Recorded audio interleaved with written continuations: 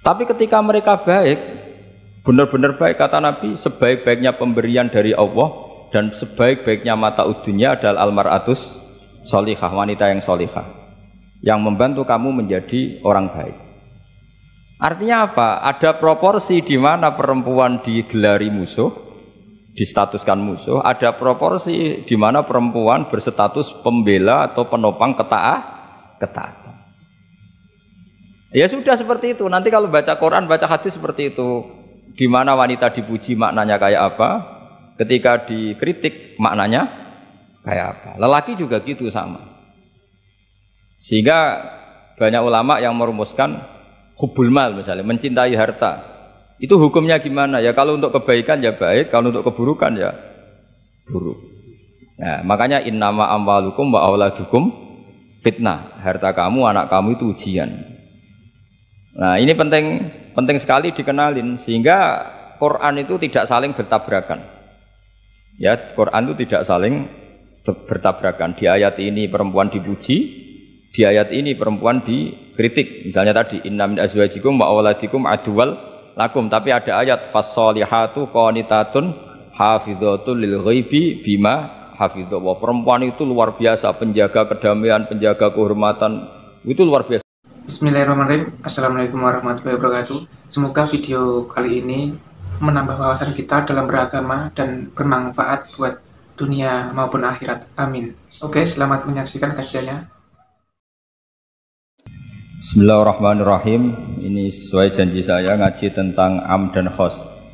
Annaul khamisu wal arbaun fi amihi wa khosihi. Jadi bagian dari ke-45 tentang am dan khos.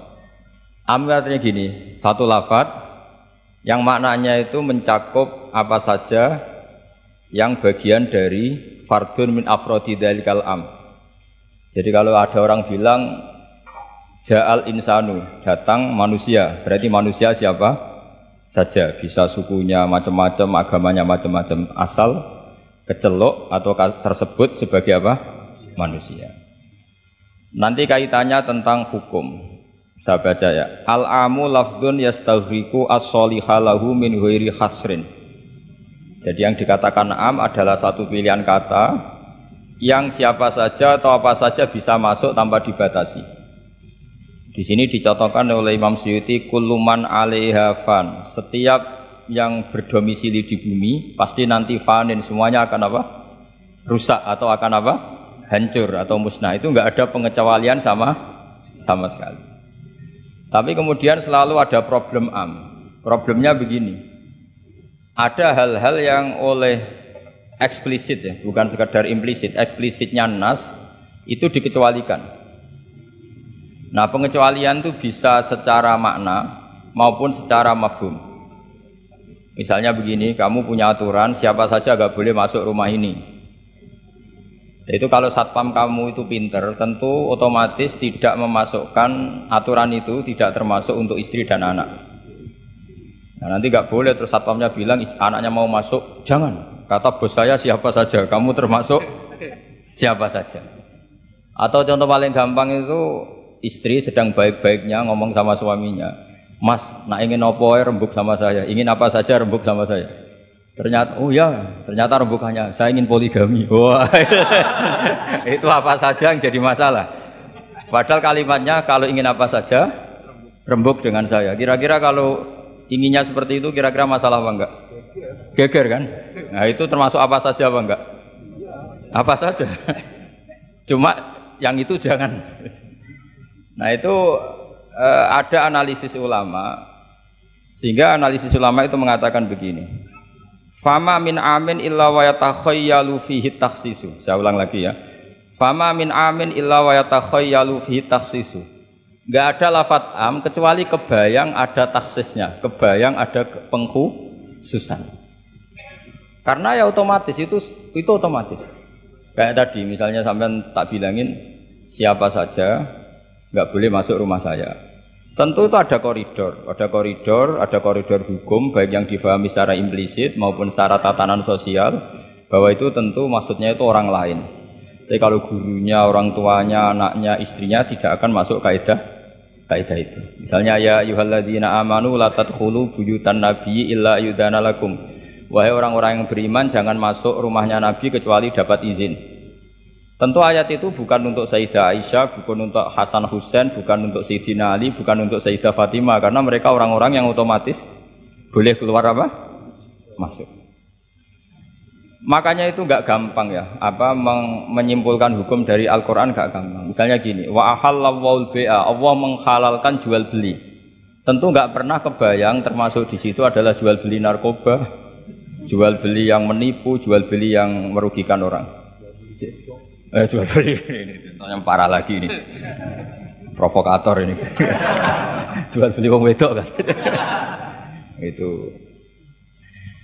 Nah, enggak bisa kamu nerjemah gini, Allah menghalalkan jual beli apa saja. Karena apa saja ini bahaya untuk kasus-kasus yang diharamkan Allah Subhanahu wa taala. Lah pengecualiannya gimana caranya? Imma pengecualian cara berpikir gini, yang dihalalkan Allah pasti yang baik. Berarti terjemahnya Allah menghalalkan jual beli yang baik. Nah, jadi makanya disebut di sini fama min amin illa wa yatakhayyalu fi takhsis. Tidak ada am kecuali prakteknya tetap ada takhsis, ada khusus. Misalnya gini, as-sholatu khairun maudu'un fa'aksir au aqillah. Salat itu selalu baik. Maka silahkan kamu memperbanyak salat atau pas-pasan au aqillah. Maksudnya salat sunat. Tentu itu mengecualikan sholat setelah subuh sampai matahari apa? Terbit dan setelah asar sampai matahari terbenam. Padahal itu juga sholat, tapi dikecualikan dari yang disyariatkan. Misalnya Nabi zaman Sugeng sering ngendikan kamu boleh sholat di belakang siapa saja yang muslim.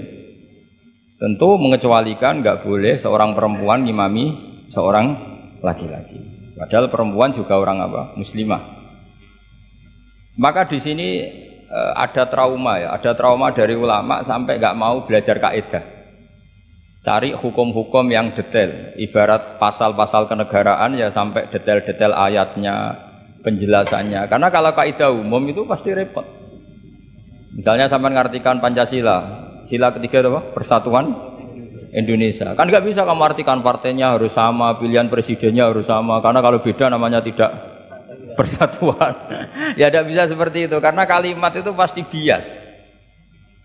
Nah, makanya fama min amin illa wa yatakhayyalu fihi takhsisu. Tidak ada am kecuali ada taksis.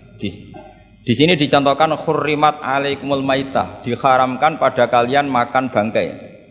Kamu tahu maknanya bangkai? Bangkai adalah hewan yang mati tanpa bidzakatin syar'iyyin, tanpa penyembelihan secara syarak. Ada enggak pengecualinya? Ada. Ikan laut. Ikan laut itu kan matinya tidak karena disembelih. Halal apa enggak? Halal. Artinya kata hurrimat alaikumul maitah, diharamkan pada kalian bangkai, ternyata ada pengecualian, yaitu as-samaku wal jarad, belalang dan ikan laut. Itu masih banyak lagi. Makanya terus dibabkan faslun fi amihi wa khosihi, bab menerangkan ayat atau qaulullah yang am, yang umum dan yang khos, yang khusus. Nah, untuk memastikan itu ya mau tidak mau memang harus belajar. Kalau nggak belajar nggak bisa yang ikuti ulama. Biasanya nggak mau belajar nggak mau ikut ulama, itu yang jadi masalah kan. Karena ikut juga gengsi. Apalagi yang diikuti kubu sebelah biasanya masalah itu. Enggak boleh dalam ilmu Quran, enggak boleh seperti itu. Sebab itu bab ini diteruskan oleh Imam Suyuti fi mujmalihi wa mubayyinihi. Ayat yang mujmal dan mubayyinnya, penjelas dari mujmal itu. Misalnya begini, yang dikatakan puasa itu apa coba? Enggak, ini latihan jadi ahli fikih. Yang dikatakan puasa itu apa coba? Menahan. Umumnya orang kan menahan lapar dan minum dari fajar shadiq menjadi sampai terbenamnya matahari. Nah, sekarang pertanyaannya, kalimat menahan lapar dan haus itu maknanya itu kan sebetulnya masih salah. Redaksi itu salah. Karena juga nggak boleh hubungan intim, nggak boleh memasukkan apa saja ke lubang dan sebagainya. Terus lalu batasannya sampai matahari terbenam. Ada beberapa daerah yang terbenamnya matahari itu tidak wajar. Sampai misalnya siangnya itu 22 jam. Atau kebalikannya, nggak ada matahari terbit, nggak ada matahari tenggelam, kayak di kutub. Sehingga saya berkali-kali bilang, ulama Indonesia itu kenapa alim? Itu ya di antara faktornya itu ada unsur kebetulan. Sehingga tidak ada katakan hoax. Coba kalau kamu jadi ulama di kutub, terus cerita, baca takrib di sana. Awal waktu sholat subuh itu dimulai dari Tulu'ul Fajri Shadiq sampai terbitnya matahari. Orang kutub mesti tertawa-tawa, mataharinya mana bah gitu. Waktu zuhur adalah ketika matahari agak tergelincir ke arah barat dari garis tengah. Wah yang bener aja. Nggak ada matahari kok semua ukurannya matahari.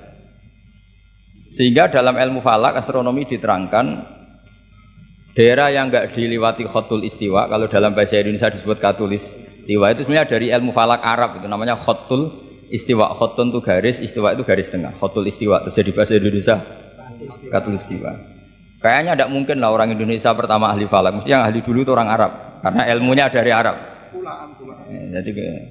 Jadi dari kulaan terus dijadikan bahasa sendiri apa? Katulis istiwa. Seperti Taj Mahal itu sebenarnya dari bahasa Arab Mumtaz Mahal. Mumtaz itu spesial, mahal itu tempat. Terus bahasa Indonesia jadi apa? Taj Mahal. Itu kacau semua itu bahasa. Saya terangkan.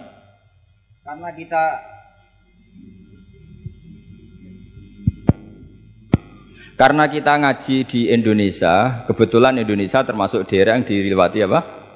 Katulistiwa. Sehingga waktu kita normal, trennya ya 12 sama berapa? 12. Nanti ada masalah itu misalnya kamu tadi di kutub, lalu puasanya gimana? Apa dikonversi, tetap polanya 16 jam, terus konversi per antar sholat itu kira-kira berapa jam? Taruh saja misalnya kamu sudah zuhur jam 12, ya trennya asarnya ya jam 3. Kan nggak mungkin habis zuhur jam 12, asarnya jam 1. Karena polanya tafawutnya antara zuhur dan asar itu 3 jam. Setelah zuhur sama asar sama maghrib polanya juga 3 jam. Maka yang seperti ini mau tidak mau harus ada pengecualian. Ketika Rasulullah misalnya ngendikan waktu asar itu khina yakunu dhillus syai' mislahu terus waqalilan misalnya. Waktu asar dimulai apa? Dhillus syai' mislahu. Jadi kalau sesuatu 1 meter bayangannya 1 meter. Lah pas lebih sedikit itu berarti sudah waktu asar. Kan gitu ukuran dulu kan nggak pakai jam ya. Terus habisnya waktu asar setelah matahari terbenam. Tentu dawuhnya Nabi seperti itu momentumnya di mana? Di daerah yang dilewati khotul istiwa. Karena yang tidak dilewati khotul istiwa tidak mengalami ada matahari terbit, terbenam dan zawalus samsi. Makanya tadi itsma min amin illa wa yatakhayyalu fi takhsis, sudah ada am, tidak ada kaidah umum kecuali sebetulnya pasti ada khusus. Ya kayak tadi. Mas kowe kepen opo wae tak dukung. Wah, ya aku yo pengen wayo wis taqabbal wa minkum taqabbal ya kari. Padahal kalimatnya apa saja. Tapi jangan lagi-lagi tentang itu. Kamu enggak bisa bantah, kan apa saja. Oh, dasar orang goblok kok pahaman kan mesti gitu, malah masalah besar itu. Sehingga di Quran itu selalu ada seperti itu. Misalnya ya sama lah, misalnya nikahi perempuan siapa saja yang kamu cintai. Ya tentu cinta yang kamu cintai itu tidak memasukkan ibu dan adik. Karena itu mahram apa? Pasti ada, orang pasti paham. Boleh menikahi perempuan siapa saja yang kamu cintai, asal muslimah, asal sholat. Secara kaidah asal muslimah, asal sholat kan memasukkan ibu dan saudara kandung atau adik kandung. Tapi kan nggak kebayang dalam nikah seperti itu. Jadi otomatis ada istisna. Makanya ini perlu dicatat ya. Makanya jangan sering dalil ayatnya begini berarti memasukkan apa saja, tidak bisa. Itsma min amin illa wa yatakhayyalu fihi takhsis. Enggak ada ayat umum kecuali prakteknya ada takhsis, ada kekhususan. Jelas ya? Apa saja? Misalnya gini, bohong itu haram. Ya pasti tidak semuanya.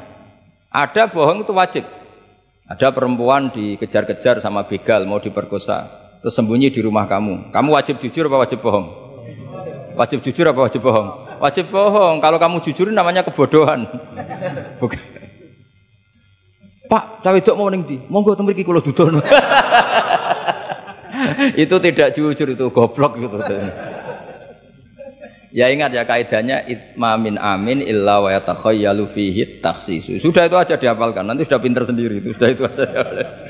Apa? Itsma min amin illa wa yatakhayyalu fihi takhsis. Enggak ada kaidah umum kecuali di situ tersimpan takhsis atau aturan-aturan khusus yang terkecualikan. Itu pasti, itu otomatis. Karena enggak kebayang bahasa itu mewakili semua, itu enggak kebayang. Misalnya ada pembantu mesti dibilangin gini sama penyalurnya, ya kalau disuruh majikan apa saja turutin ya, disuruh ngelayani ya saja apa turutin, terus ngelanyari diranjang ya, taqabbalallahu minna minkum kan, tetap nggak bisa, kayak lafadz itu nggak bisa. Kalau majikan kamu ingin apa saja turutin, tentu tidak memasukkan hal-hal yang dilarang agama. Itu juga misalnya mahasiswa, sama dosen nurut ya perintahnya apa saja ya apa saja yang dibolehkan, maksudnya bukan apa saja secara bebas. Nah itu di Quran juga gitu. Kalau ada ayat apa saja, sebetulnya di situ pasti ada apa? Takhsis ya, jelas ya. Itsma min amin illa wa yatakhayyalu fihi takhsis. Sehingga susah sekali cari umum yang tetap maknanya umum. Sekarang misalnya pertanyaannya lagi, ini ada beberapa kaidah. Qad yaqa'u tabyinu muttasilan nahu minal fajr ba'da qawli al khaitul abyadu minal khaitil aswad. Ini lebih susah lagi. Lebih susahnya gini. Di Quran itu ada beberapa lafaz yang maknanya itu tidak semestinya. Saya ulang lagi, di Quran itu ada beberapa lafaz yang maknanya itu dari awal tidak semestinya. Nah, tidak semestinya ini oleh ulama ahli sastra Arab, ahli balaghah kalau dalam bahasa Arab disebut tasbih. Apa? Tasbih. Jadi kalau orang Arab sebetulnya ya sama, orang Arab, orang Indonesia sama dalam apa? Pemaparan sama. Kalau Zaid itu agak ganteng, agak yang gantengnya agak. Itu orang Arab bilang itu Zaidun kal qamar. Zaid itu ibarat rembulan. Tapi kalau ganteng sekali dan susah ditandingi, itu orang Arab akan bilang Zaidun qamarun. Zaid itu rembulan. Sehingga dalam kitab-kitab madaih, kitab-kitab yang memuji Nabi itu disebut anta samsun, anta badrun. Engkau ibarat matahari, engkau ibarat rembulan. Itu adat tasbihnya, kata seperti dibuang. Apa kata seperti? Dibuang. Sama di Indonesia juga sama. Kalau orang ahli orasi ilmiah yang ketika orasi itu kendel sekali, apalagi zaman revolusi, ketika ada orasi yang menggelegar disebut singa podium. Tidak seperti singa, tapi langsung dikatakan singa podium. Itu ada tasbih, namanya dalam bahasa Arab disebut apa? Tasbih. Nah problemnya, ada beberapa ayat yang dari awal Allah menggunakan itu tidak untuk makna semestinya, tapi untuk apa? Tasbih. Tasbih itu ya tadi hanya menyerupakan, berhubung sesuatunya detail, adat tasbih, kata seperti itu dibuang. Misalnya gini, inna min azwajikum wa auladikum aduwwal lakum. Istri kamu, anak kamu itu musuh kamu. Oh, itu kan ngeri, masa anak sama istri dikatakan musuh? Nah, tentu itu ada proporsinya. Ketika anak istri kita tidak menopang kesalehan kita, tidak menopang ketaatan kita, maka perilakunya sebagaimana musuh. Tapi ketika mereka baik, benar-benar baik, kata Nabi, sebaik-baiknya pemberian dari Allah dan sebaik-baiknya mata udunya adalah almaratus solihah, wanita yang solihah, yang membantu kamu menjadi orang baik. Artinya apa? Ada proporsi di mana perempuan digelari musuh, distatuskan musuh. Ada proporsi di mana perempuan berstatus pembela atau penopang ketaatan. Ya sudah seperti itu. Nanti kalau baca Quran, baca hadis seperti itu. Di mana wanita dipuji maknanya kayak apa? Ketika dikritik maknanya kayak apa? Lelaki juga gitu sama. Sehingga banyak ulama yang merumuskan hubbul mal misalnya, mencintai harta. Itu hukumnya gimana? Ya kalau untuk kebaikan ya baik, kalau untuk keburukan ya buruk. Nah, makanya innama amwalukum wa auladukum fitnah. Harta kamu, anak kamu itu ujian. Nah, ini penting sekali dikenalin sehingga Quran itu tidak saling bertabrakan. Ya, Quran itu tidak saling bertabrakan. Di ayat ini perempuan dipuji, Di ayat ini perempuan dikritik. Misalnya tadi inna min azwajikum wa auladikum aduwal lakum, tapi ada ayat fassolihatu qanitatun hafidzatul lil ghaibi bima hafidza. Perempuan itu luar biasa, penjaga kedamaian, penjaga kehormatan, itu luar biasa dipuji. Ya tentu dalam konteks yang layak dipuji. Kalau sedang dikritik ya dalam konteks yang layak dikritik. Artinya pujian ini bukan cek kosong tanpa pengecualian. Dihujat atau dikritik juga tanpa cek kosong, tanpa pengecualian. Lagi-lagi kaidahnya itsma min amin illa wa yatakhayyalu fihi takhsis. Tidak ada lafadz umum kecuali di situ terbayang ada kekhususan. Ya jelas ya. Jadi, nah kemudian kekhususan itu gimana? Kalau dalam ilmu fikih disebut menghilangkan masodak. Masodak itu pokoknya ini tak pakai bahasa asli ya, biar nanti habis ngaji itu keren. Ini pasti pakai bahasa asli yang di usul fikih. Masodak itu satu nama yang mencakup sesuai kriteria, definitif lah kalau dalam bahasa inteleknya. Misalnya gini, ini coba pegangin. Ini yang dikatakan tangan ini sampai ini kan, ini semuanya tangan. Nah ini namanya mujmal. Kata Rasulullah misalnya kalau kamu wudu, basuhlah tangan kamu. Tapi secara sanad kita sampai Rasulullah basuh tangan itu sampai sini saja. Ya kan, itu di bab wudu sampai siku saja. Tapi sikunya terbasuh loh ya. Jelas ya. Padahal ini juga tangan. Tapi di bab qat'u yadis sarik, di bab memotong tangannya pencuri, wasariqu wasariqatu faqta'u aydiyahuma. Orang kalau mencuri dalam ajaran Islam atau negara Islam dipotong tangan. Segini apa hanya segini? Sampai gelang kaki apa mata ini namanya? Pergelangan apa sampai sini? Pergelangan, padahal kalimatnya ya faqta'u aydiyahuma, maka potonglah tangannya. Tapi ternyata di bab potong tangannya pencuri di negara Islam hanya pergelangan, tapi di wudu sampai siku. Lalu kalau mau tanya ukurannya apa Gus? Ya itu ukurannya ngaji tadi. ya ukurannya ngaji memang nggak bisa dijelaskan. Kalau nggak paham jangan protes terus. Ya sudah seperti itu. Apalagi misalnya di Quran disebut jika kamu tahallul dari haji maupun umroh, mukhallikina ru'usakum, itu lafadznya mukhallikina ru'usakum, memotong kepala. Masa setelah haji dibantai kan enggak? Nah itu ru'us di situ itu dengan makna apa? Rambut. Lalu pertanyaannya harus semua apa sebagian? Nah itu kan masalah. Lah itu namanya mujmal. Mujmal itu lafadz yang umum, masodak kalau dalam bahasa Arab. Kemudian kita mencari-cari sanad. Saya ulang lagi, kita mencari-cari sanad sampai Rasulullah dulu beliau maknanya kayak apa. Akhirnya ternyata Rasulullah kalau tahallul ada yang gundul, lontos, didoakan sampai 3 kali, Allahumma marhamil muhallikin. Terus sahabat pada usul, wal muqassirin ya Rasulullah. Masyhur itu kan, ya Allah semoga orang yang cukur gundul engkau beri rahmat yang banyak. Sahabat yang enggak mau gundul usul wal muqassirin, juga yang cukur apa? Pendek. Nabi masih ngulang lagi wa marhamil muhallikin. Mereka protes lagi wal muqassirin ya Rasulullah, tapi Nabi masih enggak mau ngendikan apa? Nah, terus baru ketiga sudah disebut, baru yang terakhir bilang apa? Wal muqassirin, juga yang cukur pendek. Lalu ukurannya apa? Imam Syafi'i milih qadru'un mulatil asbu, sekadar apa? Ujungnya apa? Jari. Sehingga pokoknya kira-kira segini. Jumlahnya minimal berapa?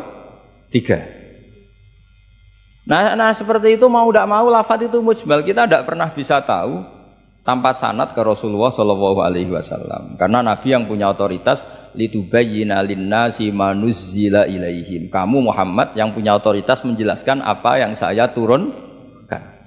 Karena kalau tanpa Nabi tidak bisa. Misalnya Allah hanya ngendikan wa yuqimunas shalat. Orang baik adalah yang mendirikan sholat. Jumlah rakaatnya kamu tahu tanpa Nabi? Enggak tahu kan, mana yang wajib, mana yang sunat juga enggak. Makanya ketika ada orang mau belajar sholat sama Nabi, kata Nabi sudah di sini aja nginep kan. Terus kamu sholat terus di belakang saya.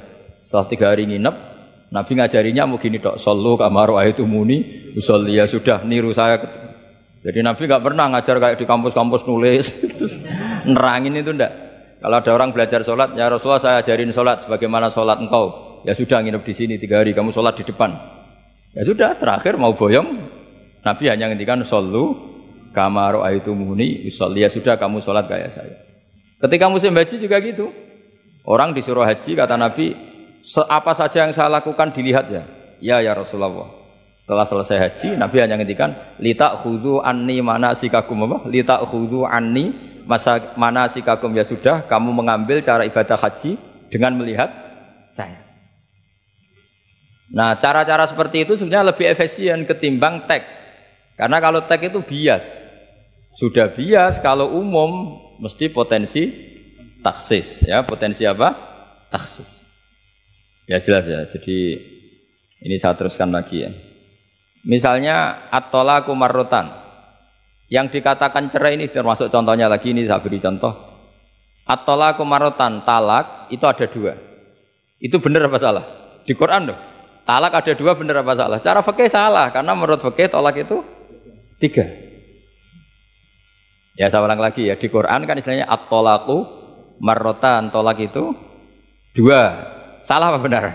Salah secara fikih, karena secara fikih talak itu 3. Maka cara memahami gimana? At-talaqu marratan, talak itu hanya 2 dalam konteks yang boleh kembali.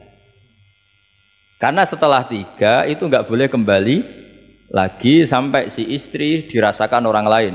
Nah, namanya apa? Mukhallil. Nah, akhirnya orang ulama itu mulai trauma, memahami ayat mulai trauma. Traumanya karena setiap satu kalimat atau satu frase atau satu qodiyah kalau dalam bahasa Arab itu mesti duduknya beda-beda, duduk perkaranya beda-beda. Di bab wudu tangan itu sampai siku. Di qat'u yadis sarik memotong tangan pencuri hanya sampai pergelangan. Ya sudah, kalau tanya cara tahu gimana yang ngaji sudah nggak bisa itu jelaskan. Apalagi sebulan sekali gini, wah tambah. Ya ngaji puluhan tahun saja tidak mesti alim, apalagi sebulan apa? Sekali. Makanya itu bisa dipakai alasan. Kenapa ada alim? Kan sebulan sekali. Jadi kalau ditanya kenapa ada alim, kan apa? Sebulan sekali. Itu kan salahnya Gus Ba, tidak mau ngajar tiap hari gitu. Ya jadi jelas ya. Jadi semua itu ada proporsinya. Misalnya ada ayat lagi la tudrikuhul absar. Keyakinan orang mukmin nanti di surga itu melihat Allah apa enggak? Enggak, keyakinan umumnya yang hadir di sini. Melihat kan? Tapi ada ayat la tudrikul absar. Allah itu tidak bisa tersentuh, bisa diliput oleh pandangan mata.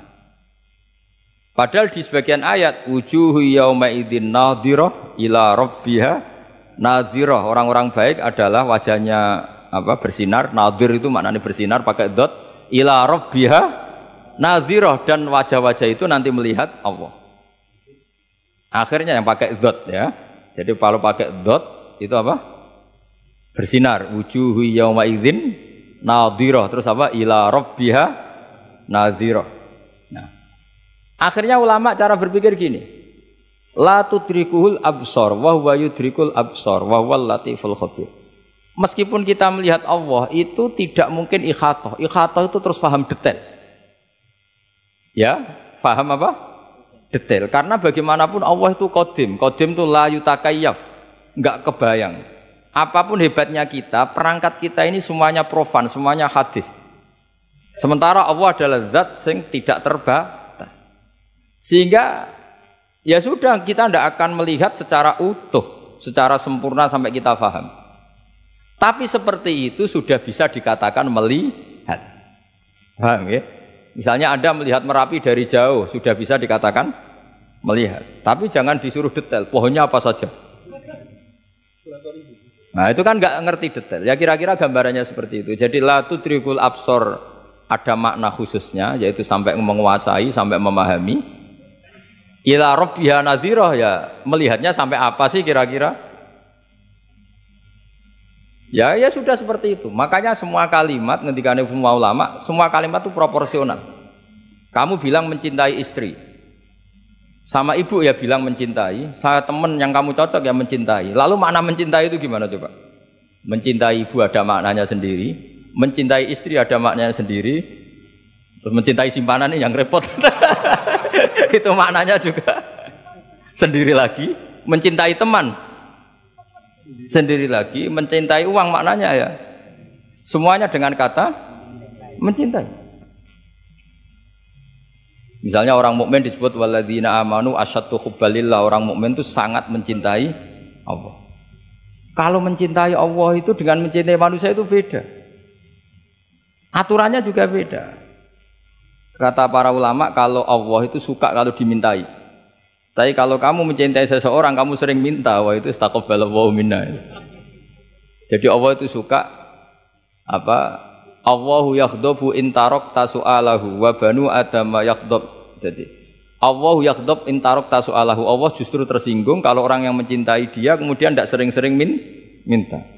Tapi kalau Bani Adam semakin sering dimintain malah nafsu ya, malah tersinggung, malah capek. Jadi sama-sama kalimatnya juga mencintai. Nah bayangkan Quran itu seperti itu. Min awali hatta akhiri, lafaz ini semua proporsional. Apa? Semua itu proporsional. Sehingga cara maknani gimana ya tadi? Ada am, ada khos, ada mujmal, ada muqayyad. Makanya kita akan selalu berdebat misalnya. Ya selalu, saya ulang lagi, selalu berdebat. Madhab kiblat itu sebetulnya harus persis apa enggak? Ya tadi saya seperti ngaji saya kemarin. Kalau dalam konteks Indonesia asal kelihatan ke barat ya sudah keceluk madhab apa? Kiblat. Karena kalau detail, saya ulang lagi, kalau detail berarti semua masjid itu maksimal luasnya hanya 18 meter. Karena Ka'bah diameternya hanya 18 meter. Sekali yang di ujung sana, wah pasti melencengnya jauh itu. Jangan-jangan yang melenceng pas imamnya malah. Karena kalau Ka'bah 18 meter yang ujung sana berarti imam yang di sini bisa sampai Ethiopia. Iya kan? Nah, itu kalau harus detail juga Ka'bah orang sholat harus cekung. Nah kalau cekung bisa menuju ke satu titik. Tapi mana ada ajaran masjid apa? Cekung. Maka seperti itu dari awal Allah tidak menghentikan Ka'bah. Fawalli wajhaka syatrul Masjidil Haram. Satro itu nahwa. Ya sudah, yang penting kamu menghadap ke arah Masjid Haram, bukan ke ainal Masjidil Haram yang detail. Jadi satro itu nahwa. Nahwa itu ya pokoknya ke sana. Nah itu yang dimaksud yuridu wa bikumul yusra wala yuridu bikumul usra. Agama ini gampang, kenapa dipersulit? Jangan kayak birokrat tertentu. Kalau bisa sulit kenapa dipermudah? Karena banyak kepentingannya apa? Ya terus saya teruskan lagi. Ini contoh-contoh. La tud ukhidlat lakum bahimatul an'ami illa ma yusla alaikum. Terus ada lagi wa aufu bi ahdi ufi bi ahdikum. Ini contoh-contoh yang disebut oleh Imam Suyuti. Walillahi 'alan nasi hijjul bait. Maksud beliau dengan contoh-contoh itu begini ya. Misalnya kuluman alehafan, semua ini kalau kiamat nanti rusak semua. Pertanyaannya gini, Gus lalu panitia kiamatnya gimana? Misalnya Israfil yang masyhur dari panitia kiamat itu kan Israfil kan sekarang sudah pegang apa? Trompet. Kalau trompet pertama malam itu gunjang terus trompetnya ceblok baru separuh itu kan terus gak jadi kiamat. Maka ulama mikir ini yang ya sudahlah kecuali panitianya gitu mesti akhirnya karena kalau ini panitianya ikut guling apalagi wah trompet sama mana ini belum selesai kiamat kalau sudah apa jatuh bisa dibayangkan kan kalau niupnya dari atas jatuhnya di Kaliurang udah gitu dekat Mbak Marijan susah nyarinya itu. Makanya ulama selalu mengecualikan kuluman aliyafan itu ada pengecualiannya misalnya kecuali panitia kiamat. Sehingga di Quran itu ada pembenaran pengecualian itu, yaitu ada ayat wa yahmilu arsya rabbika fawqahum yauma idzin samaniyah. Dadi wa yahmilu lan gawa arsya rabbika arase pangeran sira. Fawqahum kang pangeran iku sak dhuwure para malaikat. Sapa samaniyatun malaikat 8. Jadi ketika kiamat dahsyat itu masih ada malaikat 8 yang masih happy-happy saja. Masih santai saja. Karena dia panitia. Ini kalau sampai makanya masyhur. Ya, itu kan jadi yauma idzin wa yahmilu arsya rabbika fawqahum yauma idzin. Di hari kiamat itu ada malaikat yang masih enggak rusak yaitu termasuk 8 malaikat panitia apa? Kiamat. Maka Israel itu Semoga ikut ngaji di sini Israel itu.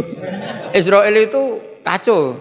Kacaunya itu dia tahunya tuh terlambat, masyhur itu. Setelah orang mati semua nanti di kiamat, kamu sudah tidak tahu, sudah mati. Ini saya tahu ya di kitab. Setelah mati semua, Allah tanya, Israel sudah mati semua? Sudah Gusti. Sudah semua, sudah.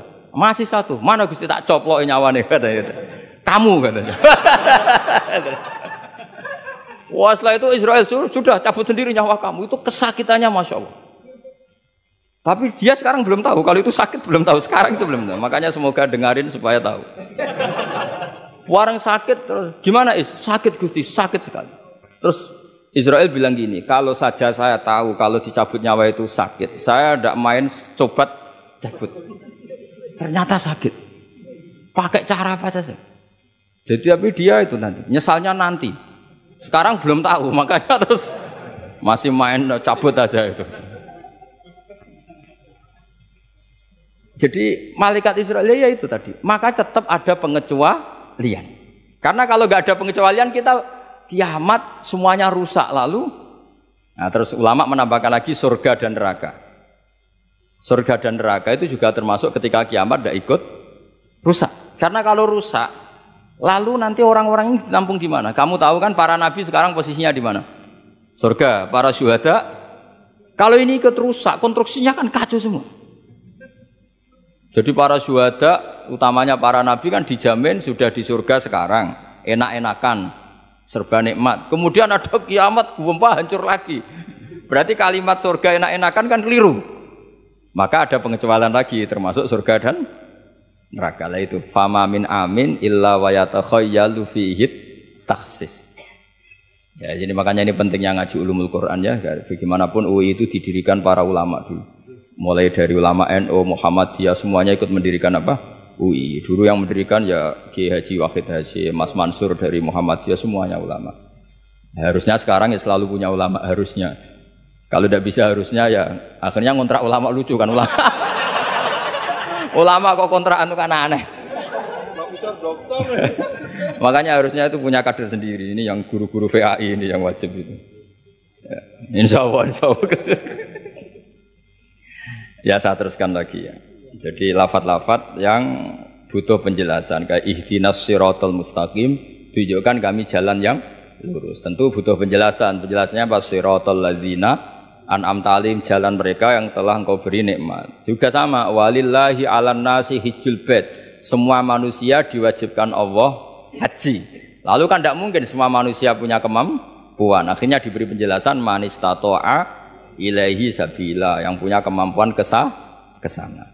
Jadi itu menunjukkan dari sekian kalimat itu kata Imam Suyuti pentingnya mengkaji, kalau mengkaji am harus sekaligus mengkaji mukhassisnya yang menentukan kalimat itu. Kalau ngaji mujmal lafadz yang bias langsung mengkaji mubayyinnya, penjelasannya kayak apa. Ibarat pasal-pasal di KUHP lah.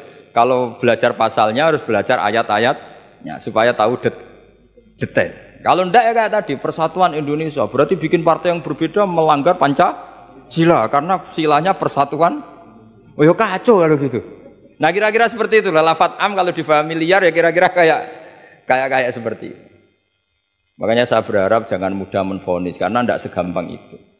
Misalnya Nabi sering ngendikan laisa minna man khasyana, tidak termasuk umatku orang yang menipu. Ya ternyata ketika menipu itu tidak perilaku atau cerminan sebagai umatnya Nabi, tapi ya dalam hal menipunya saja. Tapi kalau ketika dia pas sholat, pas zakat, pas baik, ini cerminan umatnya Nabi. Jadi laisa minna efitil kal khoslah, itu semua ulama menafsirkan efitil kal khoslah.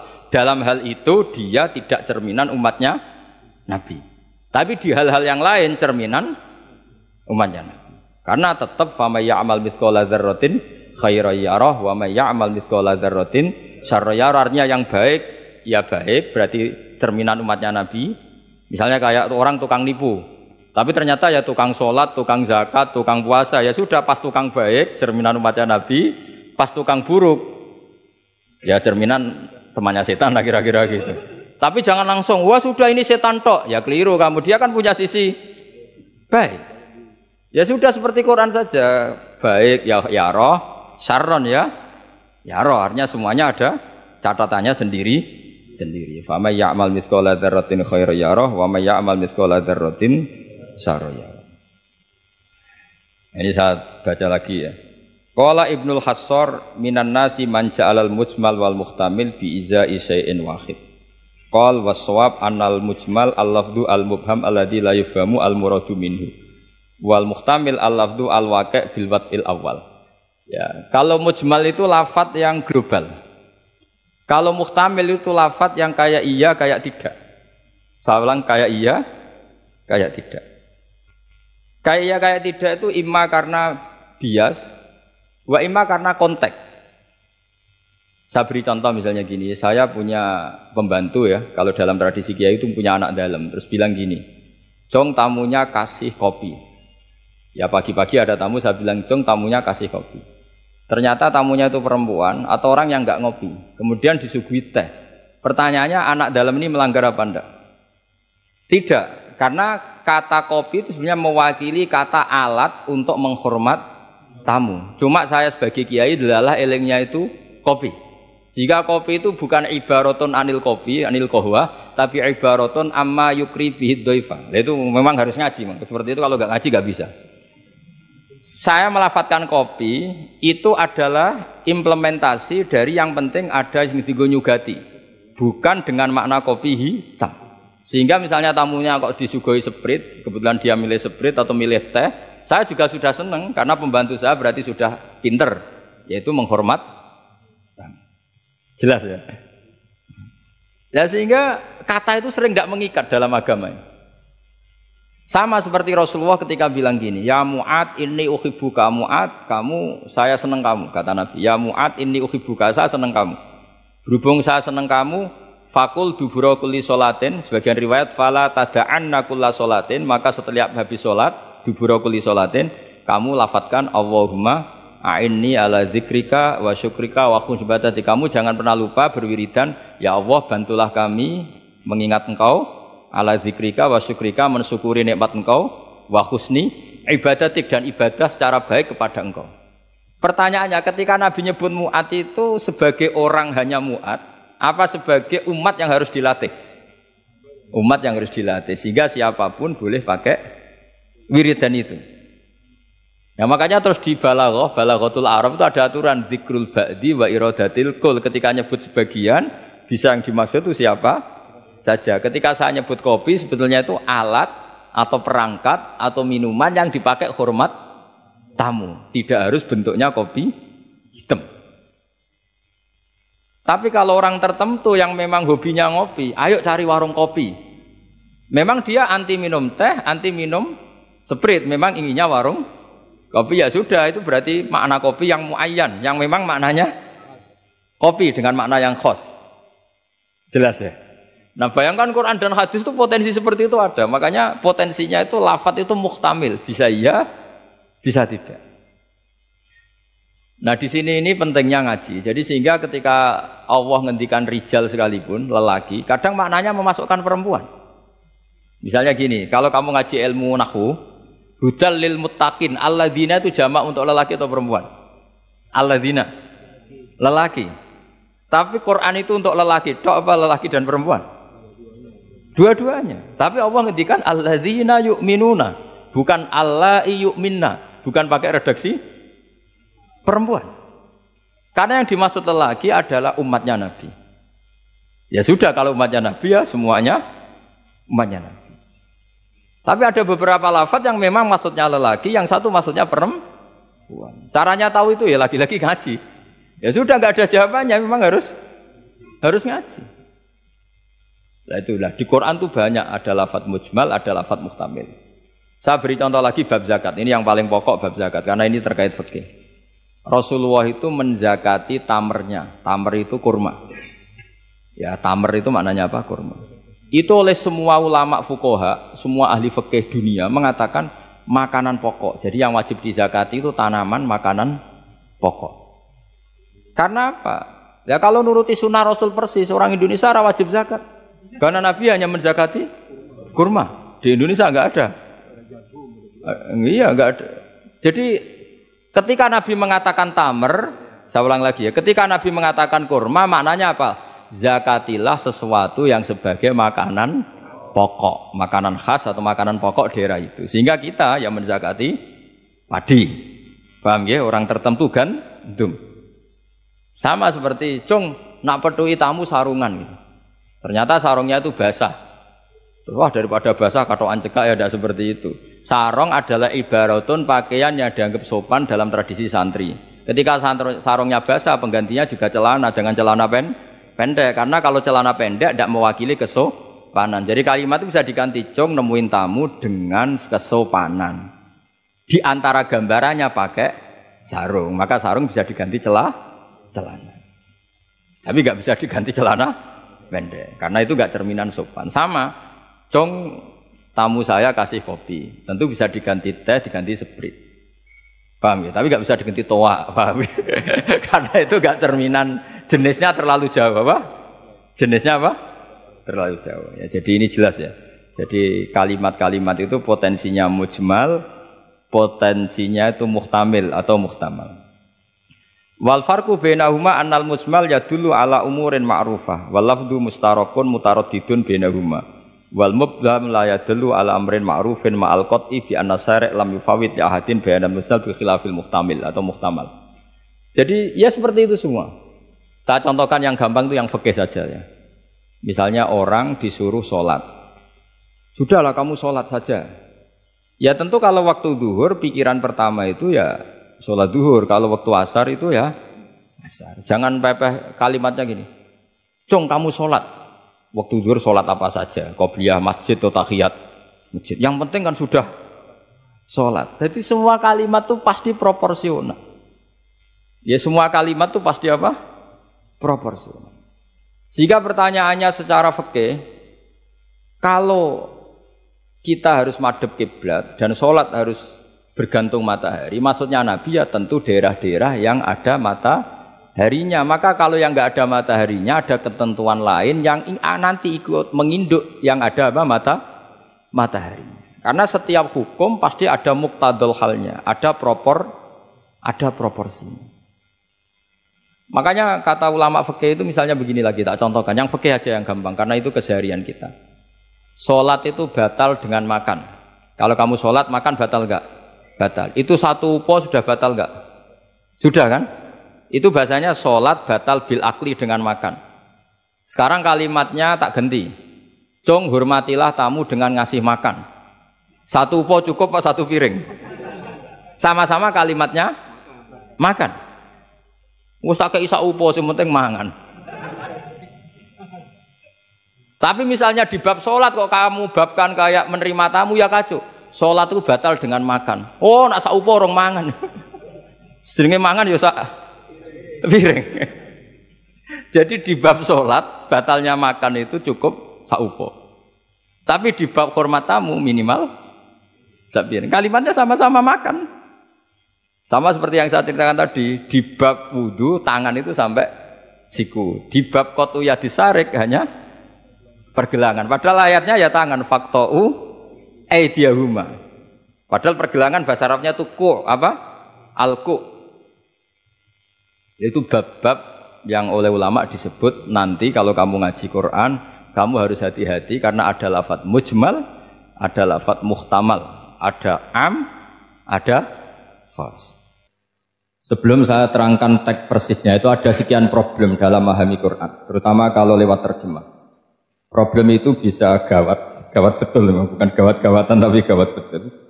Misalnya ada ayat begini dan terjemahnya pasti begini. Fa'ai nama tuwallu fatamma wajibah. Kamu menghadap mana saja, di arah manapun, di sana ada ridhonya Allah.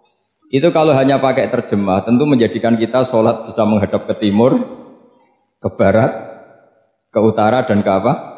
Selatan. Saya cerita sedikit tentang asbabun nuzul. Memang tema sekarang tentang asbabun nuzul.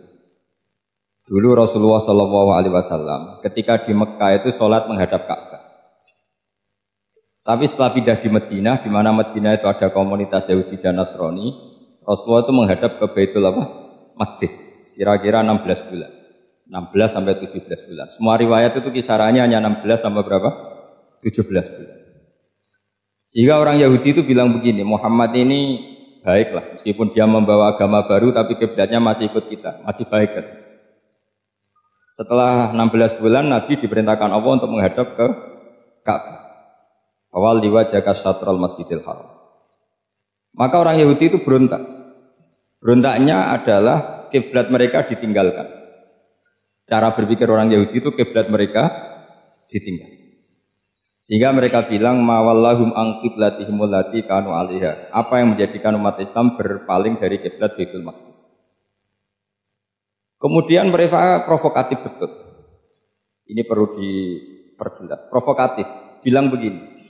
Inna Muhammadan tahayyara fi din. Muhammad ini bingung dalam beragama. Sehingga habis ngomong A ngomong B, habis kiblat Ka'bah, kiblat Baitul Maqdis.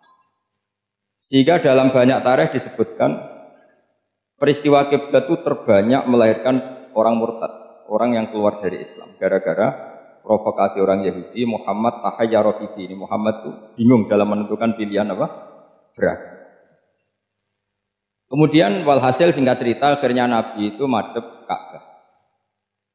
Apa yang terjadi mukjizat itu adalah bahwa agama ini agama yang mewakili semua agama sebelumnya yang masih orisinil.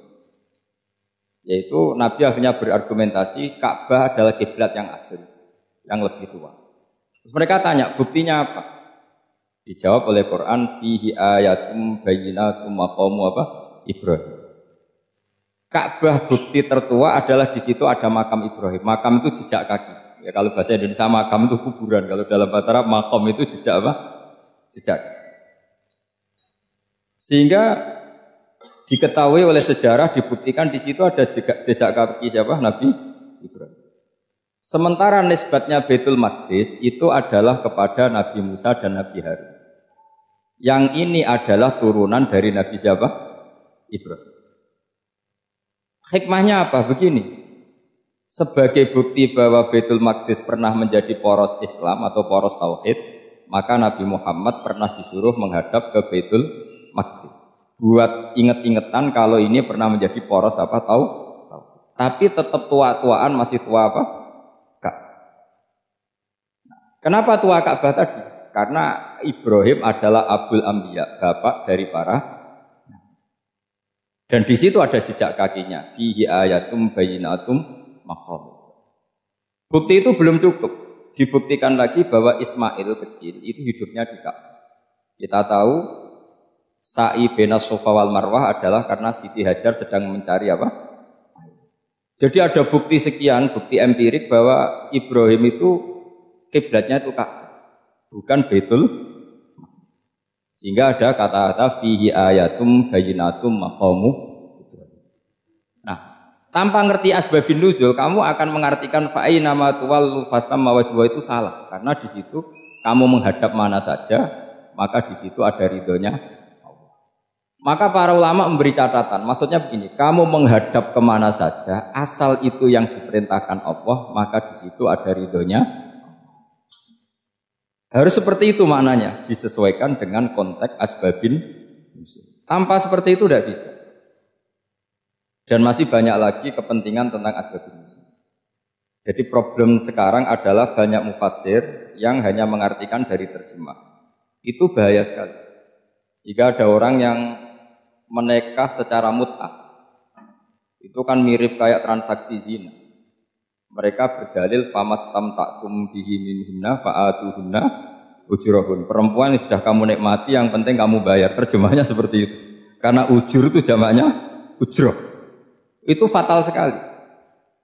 Padahal ayat itu begini, settingannya begini, setting siakul kalamnya atau asbabun nuzulnya begini. Ini sekaligus, memang saya sengaja ngaji dengan tema yang berat untuk penghormatan pada yang ngaji. Kalau temanya ringan kan kayak TPG. Jadi ini supaya gue keren-kerenan, ini ada doktor Pak Oni pernah dekan Fakultas Hukum. Jadi kalau saya nanti salah tinggal ditangkap saja, gampang kan? Tapi nangkap saya berurusan dengan Tuhan. Jadi kalau orang dekat Allah itu yang tanggung jawab itu Allah. Jadi dia bisa menang di kepolisian tapi kalah di hukum Tuhan. Jadi kalau berhadapan-hadapan dengan saya. Begini asbabun nuzulnya begini.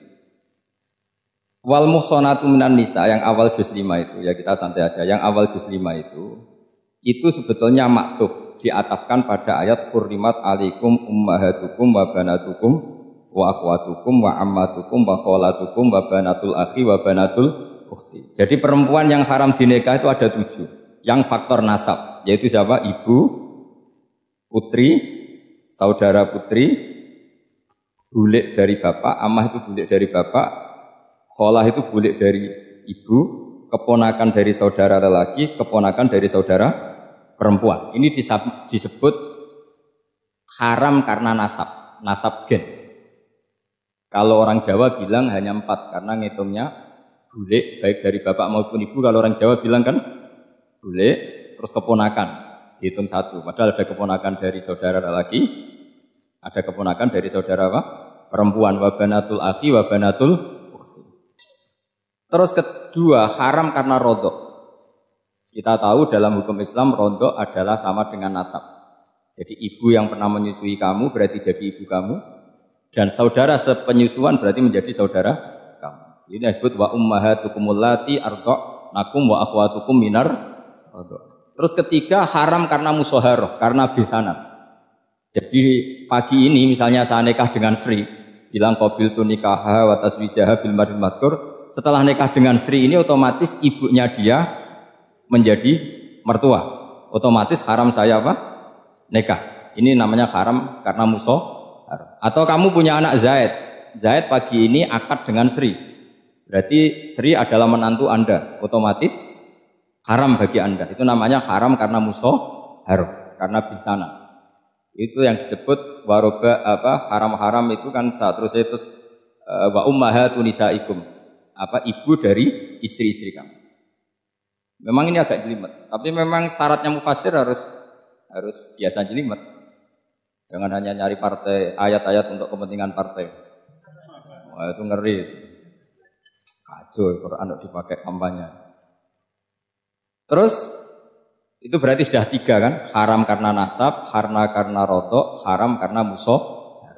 Terus yang keempat ini, haram yang bukan karena sebab pada seorang perempuan, tapi karena istri orang. Itu disebut wal muhsanatu minan nisa. Haram menikahi perempuan yang masih milik orang lain.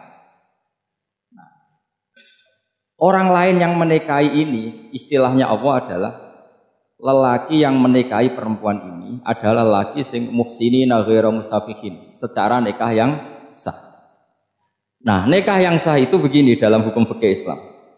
Saya nikah dengan Sri, kalau hanya akad itu saya wajib bayar mahar hanya separuh. Jadi kalau saya janji bayar 1 miliar, berarti wajib bayar berapa? 500 juta. Kalau janjinya 100 juta hanya bayar 50 juta. Itu yang wajib bil akdi. Nanti wajib sepenuhnya nunggu bil jima. Kalau sudah hubungan intim baru wajib 100%. Jadi kalau ada di Jawa nikah dengan seperangkat alat sholat itu yang atasannya tok itu wajib karena akad. Nanti bawahnya nunggu setelah hubungan apa? Intim. Nah, ini hukum Quran, bukan hukum saya. Makanya kan wa in talaqtumuhunna min qabli an tamassuhunna, terus panis fuma faradtum. Hanya wajib bayar setengah. Nah, perempuan yang sudah diajak hubungan intim itu kata Allah fa'atuhunna ujurahun, maka wajib kamu bayar Jadi ayat itu tentang perempuan yang sudah dinikah, kita harus bayar berapa? Harus bayar berapa?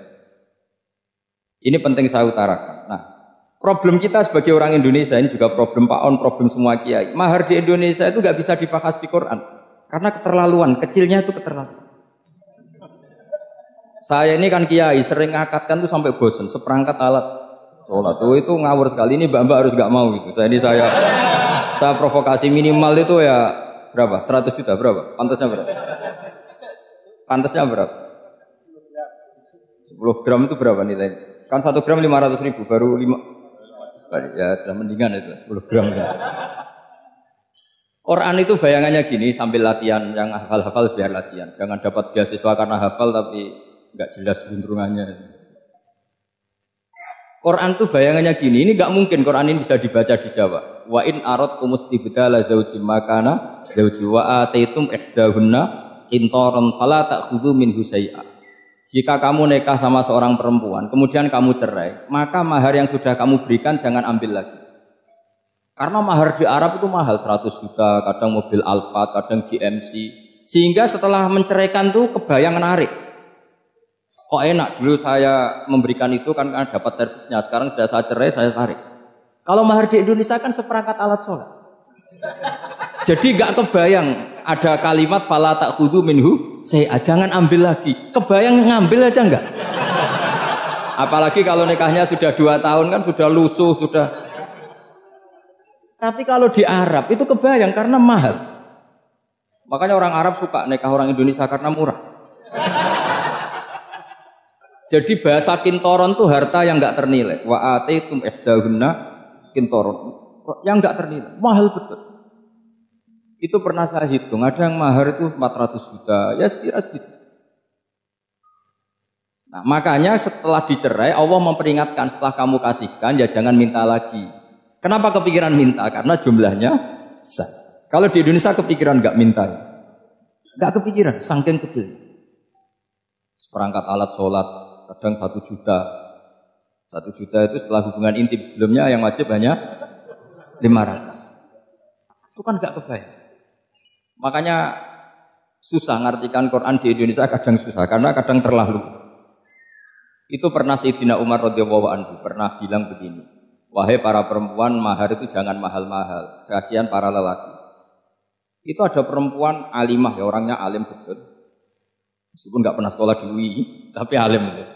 Itu usul langsung gini, ya Amirul Mukminin, laisa dzalika laka ya Amirul Mukminin, wa qad qala ta'ala wa ataitum ihdahunna qintaran. Kamu hanya seorang Amirul Mukminin, tidak berhak bikin aturan pembatasan mahar. Allah saja tidak batasi, kenapa kamu batasi? Jika dulu yang namanya nikahnya Sulaiman Agung atau Jamaluddin siapa Ratu Agung, kalau hadiah ya sampai tas mahal itu. Ini kan dari bahasa Arab mumtaz mahal. Mumtaz itu istimewa, mahal itu dia punya istri yang sangat dicintai, dikasih hadiah mumtaz mahal. Terus ilat Jawa jadi apa? Tas mahal. Itu sama Mujid Ulil Albab kalah. Itu kalau cerai kan kepikiran minta lagi. Dikasihkan yang baru. Tapi kalau di Indonesia tidak mungkin karena apa tadi? Seperangkat alat sholat. Begitu nyari yang murah lagi. Yang bagus kitanya, bungkusnya yang bagus. Nah, maka nggak mungkin kita maknani Quran tanpa mengenal yang bernama asbabin. Karena makna ayat itu bisa kacau kalau kita tidak tahu asbabin. Yaitu kayak tadi makna fa'ina ma tuwallu fatamma wajhu. Itu maknanya kan kamu menghadap mana saja, boleh saja di sana ada ridhonya Allah. Berarti kan bisa ke timur, ke selatan, ke utara, ke barat. Itu bahaya betul. Sehingga kata ulama harus mengkaji asbabin supaya porsi ayat ini sampai semana jauhnya itu kita tahu. Tanpa tahu itu tidak bisa. Begitu juga menyangkut kiblat. Sekarang saya tanya, kemarin kan ramai dulu di Kemenak, kiblat semuanya diukur dengan GPS, terus beberapa masjid dikomentari salah, karena diukur pakai apa? GPS. Kalau dalam bahasa falak disebut yaumarostil kiblat, memang bisa diilmu. Tapi pertanyaannya begini, dari awal Allah ngendikan fawal liwajhaka syatral masjidil haram. Kamu yang penting sholat itu menghadap masjid. Masjid itu ya bangunan. Sehingga kata Ibnu Abbas yang diriwayatkan banyak ulama mengatakan Al-Ka'bah kiblatun li ahlil masjid wal masjid kiblatun li ahlil haram wal haram kiblatun li ahlil masyriq wal maghrib. Jadi kalau orang di dalam masjid kiblatnya harus Ka'bah. Di luar masjid kiblatnya asal bangunan Masjid Haram. Tapi di luar sini kayak di Indonesia boleh semua tanah. Kenapa begitu? Kata Ibnu Abbas karena Quran turun bilisanin Arabiyyin mubin. Jadi kalau orang Jogja kalau mau ke Jakarta arahnya kemana? Barat. Itu sebetulnya ketika Anda ke barat itu persis Jakarta apa bisa saja lepasnya itu Pangandaran. Tapi orang itu akan bilang kalau ke barat ya ke Jakarta. Meskipun presisi Anda tepatnya di Pangandaran. Nah kiblat seperti itu, asal orang menghadap ke barat itu orang sudah bilang ke kiblat. Gak usah sedetail misalnya harus pas Ka'bah. Saya pernah debat sama tim ahli Kemenak. Gak bisa Gus, sekarang ada GPS harus tepat Ka'bah. Terus saya bilang gini, kalau teori Anda benar, berarti semua masjid luasnya maksimal 16 meter. Ka'bah itu luasnya hanya 16 meter. Berarti Masjid Ulil Albab yang pojok sana sama pojok sana, kira-kira itu ya sudah Tidak kena Ka'bah. Kalau harus tepat, Ka'bah itu kan diameternya hanya 16. 16 sama 18 kalau nggak salah. Berarti semua masjid kalau ingin tepat Ka'bah harus pas 16. Kalau terlalu luas pilihannya harus cekung. Kan jadi aneh. Makanya saya itu sering Pak, dulu saya ini biasa debat fikih. Kalau di tradisi pesantren namanya Basul Masail. Saya punya teman yang paling kurang ajar, yang paling saya kenang dalam panjang sejarah. Dulu itu kalau debat fikih itu ya seru. Kalau aturan fikih kan gini, soft paling baik kan soft pertama. Baru kedua, baru ketiga. Yang paling keren kan soft awal, soft. Terus teman saya bilang gini Pak, ya kalau gitu gini aja Gus, desain masjid itu memanjang utara selatan. Biar semuanya soft awal. Gara-gara didesain begini kan ada soft 2, soft 3. Apa susahnya? Kita bikin mulai awal supaya masjid itu memanjang utara apa? Selatan. Supaya semuanya soft awal. Ya kalau ada hukum ya diimplementasikan dalam desain bangunan katanya. Itu kan kacau. Terus akhirnya saya jawab, lalu setelah begitu yang paling afdol siapa? Yang dekat imam. Ya sudah, bikin cekung saja kalau gitu. Artinya gini ya, beragama itu yang sehat. Jadi beragama itu berdasar riwayat. Berdasar riwayat, pernah ada ulama yang ngitung, Madinah menghadap Ka'bah itu ya tidak pas. Pernah dihitung pakai GPS. Kiblat Madinah ke Ka'bah itu ya tidak pas. Tidak seperti yang pernah dianjurkan kemenak. Karena apa? Agama ini ngikuti bilisanin arabiyyin mungkin. Seperti jenengan gini. Semua ini istilahnya apa? Menghadap Gus Bah. Padahal ada yang agak sana, agak sana. Semuanya ngaji sama siapa Gus? Ya sudah. Istilahnya bertatap muka. Memangnya kita benturan. Ini bahasa. Jadi seperti ini semua namanya apa? Berhadap. Padahal ada yang agak samping, agak samping. Ka'bah juga gitu. Sebenarnya tidak se-ekstrim yang dibayangkan orang-orang. Cuma kalau bisa tepat, ya kita harus tepat. Tapi tetap saja tidak perlu 16 apa? Fa'aina ma tuwallu fatamma wajhullah itu artinya menghadap. Menghadap itu menghadap arah. Makanya Allah tidak dawuh fawalli wajhaka nahwal Ka'bah, tapi fawalli wajhaka syatrul Masjidil Haram. Jadi ini penting saya utarakan supaya kita familiar dengan istilah-istilah Quran. Istilah Quran itu gampang sebenarnya. Kalau kita kaji itu gampang. Problem kita tidak pernah mengkaji, jadi semuanya asing. Kalau kita mengkaji itu gampang sekali. Saya punya sekian cerita betapa pentingnya mengkaji Quran. Harun ar-Rasyid itu dinasti Bani Abbasiyah. Itu pinter sekali. Ada seorang ustadz yang agak ekstrim. Itu datang ke Harun ar-Rasyid. Ya Amirul Mukminin, inni nasihun laka famusaddidun alaika. Fala tajidanna alayya fi nafsika syai'an. Saya mau nasihati kamu tapi saya mohon jangan masukkan hati. Karena nasihat ini penting. Tapi saya akan keras, vulgar, akan keras, kritik saya akan keras karena Anda sebagai Amirul Mukminin tidak becus. Apa kata Amirul Mukminin Harun ar-Rasyid? Uskut ya Ustaz. Sebagian riwayat uskut ya jahil. Kamu itu Ustaz bodoh, tidak usah banyak omong. Terus ditanya, kenapa saya bodoh? Terus dibacakan ayat faqula lahu qaulal layyina la'allahu yatadzakkaru aw yakhsha. Inna Allaha ta'ala qad arsala man huwa khairun minka ila man huwa syarrun minni. Wa ma'a dzalika qala ta'ala faqula lahu qaulal layyin. Allah pernah menugaskan seorang yang lebih baik ketimbang kamu, yaitu Musa dan Harun. Musa dan Harun adalah seorang nabi. Kepada orang yang lebih buruk ketimbang saya, yaitu Fir'aun. Itu saja etikanya faqula lahu qaulal lain. Kamu kalau ngomong yang halus, yang baik, yang berperadaban, kok kamu sama saya mau kasar? Akhirnya ustadznya ternyata pinter kamu, yes pinter aku. Jadi semudah itu. Allah itu menugaskan orang yang lebih baik ketimbang kamu, yaitu Nabi Musa, kepada orang yang lebih buruk ketimbang saya, yaitu Fir'aun. Itu saja ada etikanya. Kok kamu sama saya mau tambah etika? Mau main kasar hanya karena kamu merasa nasihat Anda benar? Jadi gampang sekali memahami Quran. Tapi lagi-lagi memang bagi ahlinya. Tapi ini saya bantu supaya sampean jadi ahli apa? Quran. Meskipun ngajinya sebulan sekali. Sudah sebulan sekali tidak punya kitabnya. Sudah. Jadi ulama dulu kalau belajar Quran itu gampang. Saya berkali-kali cerita, yang kitab saya baca direktorat namanya Sajaratul Ma'arif. Itu kalau cerita bikin judul itu enak sekali. Babuna fil ibad di kulil bilad. Bab seseorang di mana saja hidupnya harus bermanfaat. Terus dalilnya itu hanya mengutip makalahnya Nabi Isa, wa ja'alani mubarakan ainama kuntu. Ciri utama seorang nabi apa? Saya di mana-mana adanya berkahi orang lain. Jadi berkah bagi orang lain. Maksudnya tidak jadi problem bagi orang lain. Artinya kamu hidup entah di Jogja seperti Pak Ono orang Jember, saya orang Rembang. Hidup di Jogja manfaat, di Jember ya manfaat, di mana-mana. Saya pernah di Korea seminggu ya manfaat. Saudara kita TKI yang di Korea ya manfaat, di sana bikin masjid, bikin apa.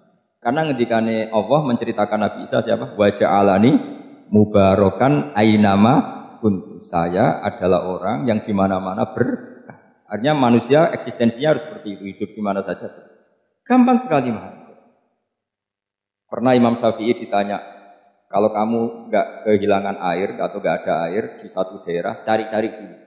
Sampai enggak ketemu. Setelah enggak ketemu air, baru kamu boleh tayam. Imam Syafi'i ditanya, apa dalilnya harus mencari dulu? Kalau enggak ada air ya langsung tayamum saja, kenapa harus nyari-nyari dulu? Jawabnya Imam Syafi'i itu gampang sekali. Qala ta'ala falam tajidu ma'an. Kemudian kamu tidak menemukan air. Di mana-mana tidak menemukan setelah mencari. Kalau belum mencari namanya tidak tahu. Kan ayatnya kan falam tajidu ma'an. Kemudian kamu tidak menemukan air. Tidak menemukan tuh nyari dulu apa langsung ambil sikap? Nyari dulu, baru kesimpulannya tidak ketemu. Kalau belum pernah nyari namanya tidak tahu. Segampang itu ulama dulu memahami Quran karena konstruksinya utuh. Yaitu mereka tahu betul bahwa Quran itu bilisanin Arabiyim. Ketika Futuhat Syam, Syam dulu itu dikuasai tentara Romawi. Era Sayyidina Umar Futuhat. Yerusalem dikuasai tentara Islam. Itu awal Sayyidina siapa? Umar radhiyallahu anhu. Ketika Futuhat mau ada pesta besar-besaran. Tapi Umar menolak. Ketika menolak, kenapa Anda menolak? Beliau hanya baca ayat innallaha ta'ala ayyara qauman faqala adhabtum thayyibatikum fi hayatikumud dunya.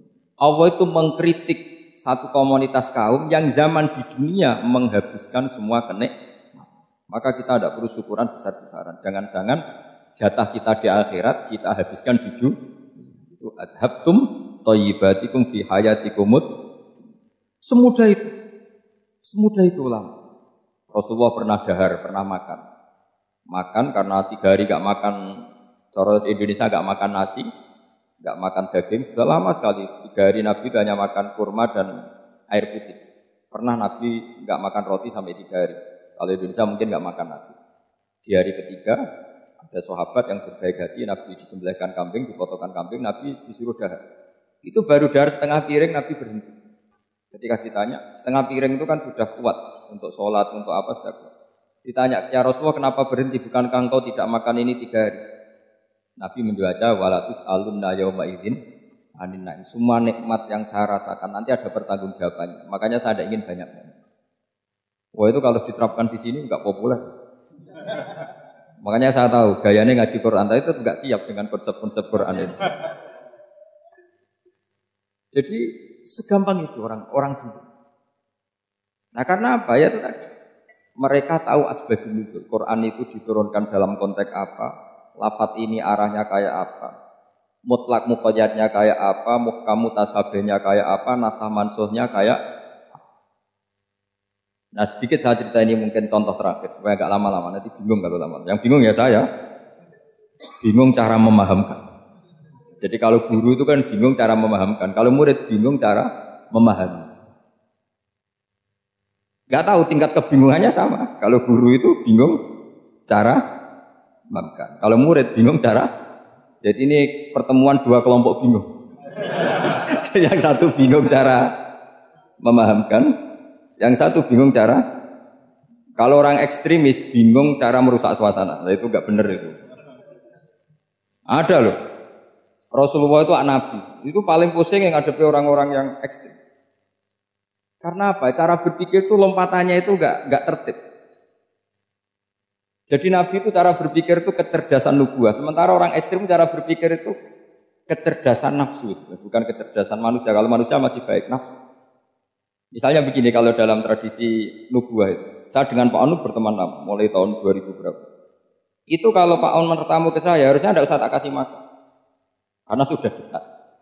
Tapi kalau kenalan baru itu dikasih makan, disangoni. Jadi Nabi itu perilakunya agak unik. Akhirnya ada orang yang cara berpikir itu dangkal. Ya Rasulullah ini tidak fair. Yang iman lama tidak diservis, yang iman baru diservis. Cara berpikir Nabi begini, orang Ansor itu kan sering memberi Nabi. Perjuangannya Nabi ditopang orang apa? Ansor. Donatur lah, kira-kira orang Ansor itu donatur. Donatur itu keren. Karena donatur itu artinya al-yadul ulya khairum minal yadis. Sehingga ketika Nabi sudah menguasai negara, menguasai Mekah Madinah, sudah futuhat, itu orang Ansor tetap enggak diservis.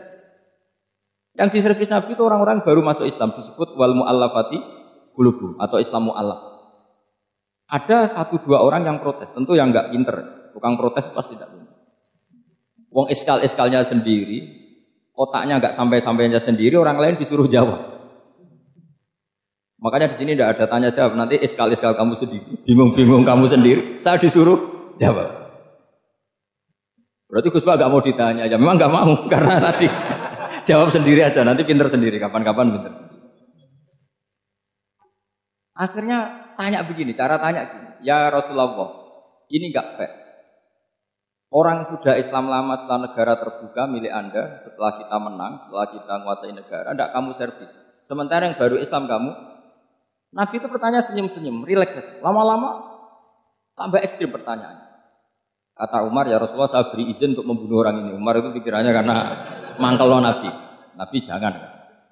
Kalau kamu bunuh nanti apa kata orang banyak? Inna Muhammad dan yaqtulu ashabah. Dikira Muhammad membunuh sahabatnya sendiri. Nabi masih mendengar, komplainnya masih mendengar. Lama-lama Nabi memberi penjelasan. Kamu ini orang Ansor. Kamu biasa memberi saya, memberi dana perjuangan. Memberi itu hebat. Saya tidak ingin menurunkan grade Anda. Grade sebagai pemberi, berarti kelasnya elit. Sekarang menjadi penerima. Itu tidak bagus. Itu betapa Rasul ini namanya kecerdasan nubuah. Kalau orang biasa memberi, biar memberi saja. Supaya dia tetap heroik, tetap patriotik, tetap keren. Karena mentalnya Jangan sampai dari mental memberi, kemudian mentalnya peminta. Jadi kalau Pak On jadi tim suksesnya Pak Jokowi itu ya tidak minta-minta. Kalau dulu kampanye ya kampanye saja. Biar memberi terus gak pernah minta. Meskipun akhirnya ya gelong. Tapi Nabi dulu didik gitu. Jadi orang Ansor itu gak pernah diservis. Padahal jasanya kayak gitu.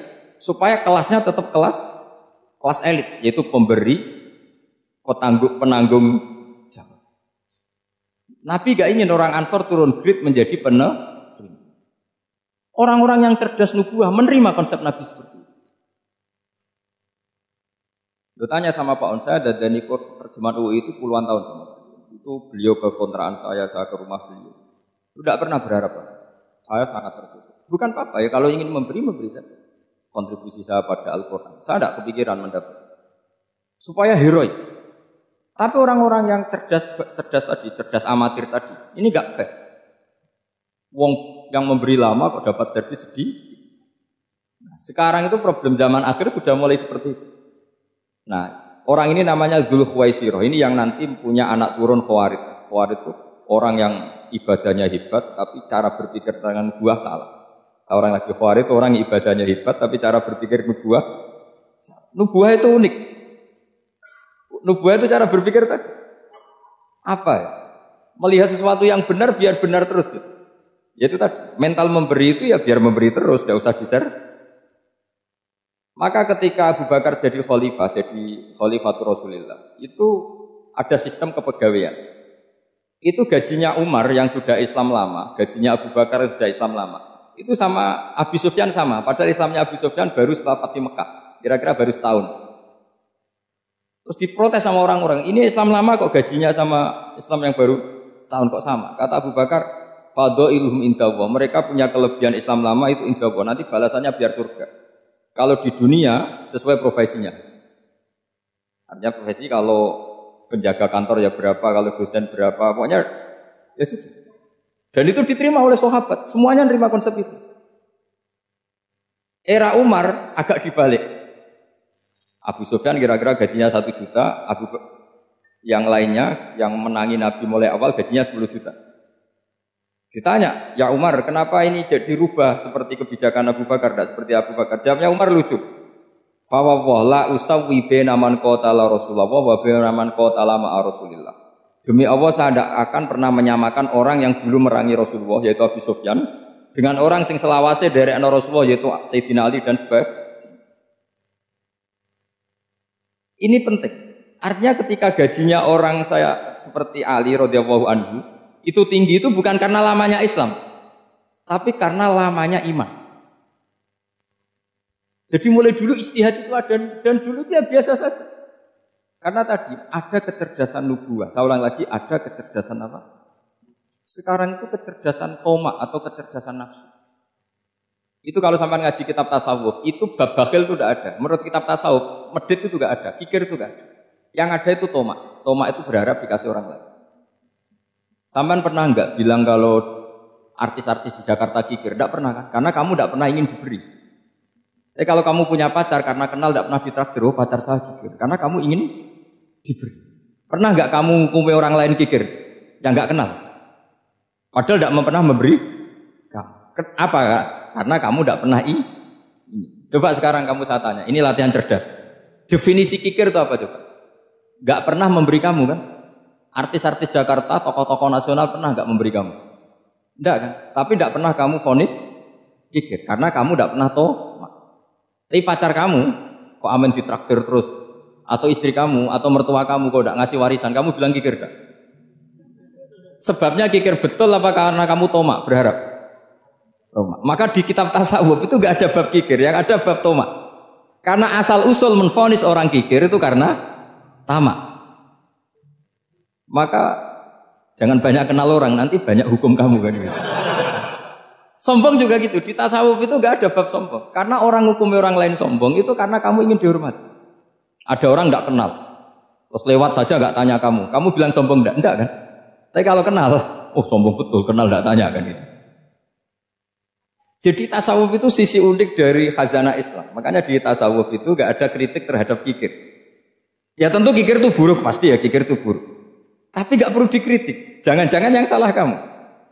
Kenal Pak On di PPAI terus ingin jadi sekretarisnya.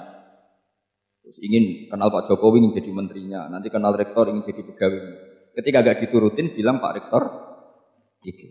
Tapi orang lain ya Kak pernah berharap. Mungkin enggak menvonis Pak Rektor atau Pak On ini kikir, enggak kan? Berarti vonis kikir itu status orang itu apa enggak kesampaian niat kamu?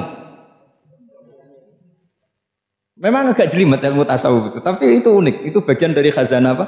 Islam. Makanya Rasulullah itu sering isti'adzah minta perlindungan wa min toma'in fi ghairi matma'in. Ya Allah, saya tidak ingin berkeinginan yang tidak layak. Karena semua dunia ini dimulai dari keinginan. Coba kamu protes negara itu karena apa? Ingin makmur, sejahtera tanpa kerja, sehingga nyalakan menteri keuangan, menteri ini. Makanya kalau guyonannya ulama tasawuf gini, tak beri bocoran. Guyonannya orang tasawuf, begini guyonannya. Anta lam tajid min nafsika kullama turid, fa kaifa turidu min ghairika kullama turid.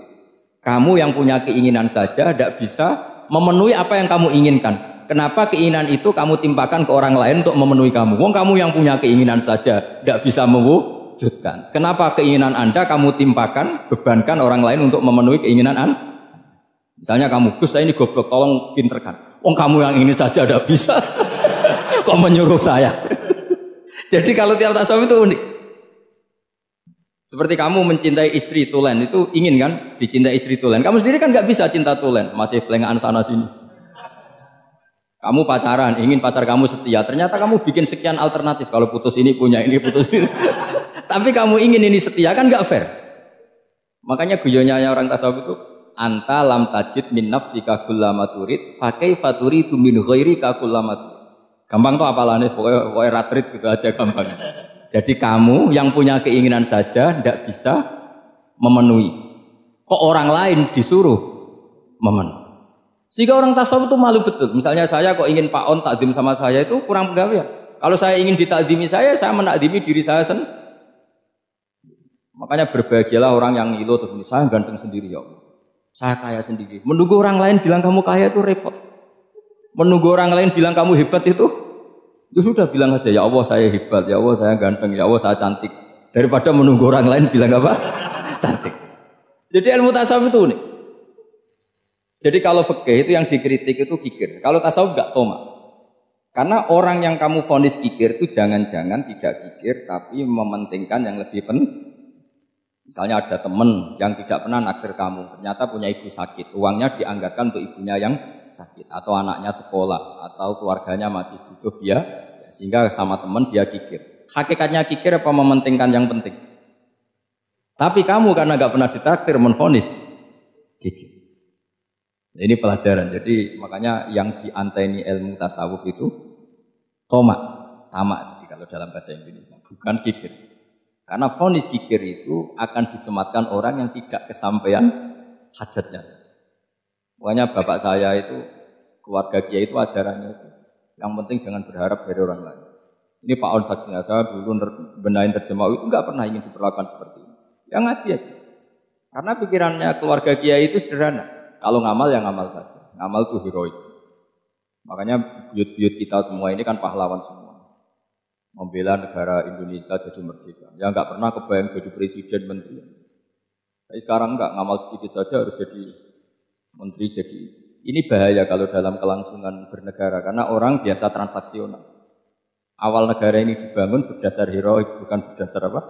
Transaksional. Tapi sekarang orang akan membiasakan itu apa-apa itu transaksional. Ini tidak bagus untuk kelangsungan bernegara, apalagi kelangsungan beragama. Sehingga seperti saya ini masih punya desa-desa binaan di Sragen, di pedalaman Papua sekalipun. Saya punya santri banyak di Papua. Itu kalau cerita itu unik-unik. Itu mau Jumatan, itu enggak ada orang 40. Sudah datang setengah 12, itu datangnya 3 jam. Di situ mau ketemu santri 3. Semua, karena ya akhirnya mereka tanya gini Pak. Pertanyaannya itu, Gus, boleh enggak Jumatan orang 3? Secara fikih Syafi'i kan harus orang 40. Kemudian mereka tak bilang buat sholat duhur saja.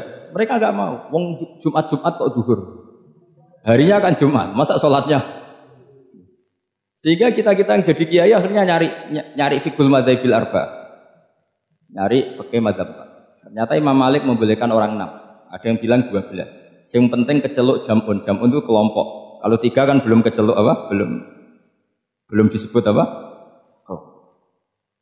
Ini penting saya utarakan supaya kita berjuang itu bukan karena sefri seperti ini kayak di Ulil Albab, masjidnya keren, kampus swasta tertua, terus termasuk nomor 1, 2 di Indonesia. Oke, kita syukur dengan kebesaran dulu. Tapi yang namanya dakwah itu menjadikan orang tidak tahu menjadi tahu, termasuk kepada desa-desa tertinggi. Sama, yang namanya menteri itu pembantu presiden untuk memenuhi kebutuhan rakyat banyak.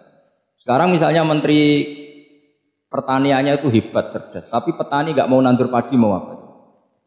Coba yang membantu ketahanan pangan itu para petani mau nanam padi apa karena menteri pertanian? Karena petani mau nanam. Ya sudah GR saja, kita pembantu presiden semua. Karena ikut menyumbangkan ketahanan pangan. Tapi kamu kan nggak digaji, kita keren, ngamal tambah harap gaji. Ini penting. Supaya Anda itu nggak hati kecil gitu. Ikut menyumbang negara tanpa ingin dapat gaji. Keren enggak? Dan itu nubuah. Apa? Nubuah. Orang Ansor itu seperti itu. Sehingga ketika Rasulullah wafat dan ada kompetisi kepemimpinan, itu orang Ansor enggak ikut. Sudah kita makmum saja, silahkan dibagi di saking baiknya orang Ansor. Nah, makanya saya ulang lagi ya. Kecerdasan nubuah ini yang enggak difahami orang Khawarij. Orang Khawarij cara berpikir yang kerja banyak harus dapat banyak. Sementara kecerdasan nubuah enggak. Yang biasa memberi terus memberi saja biar derajatnya tetap al-yadul ulya.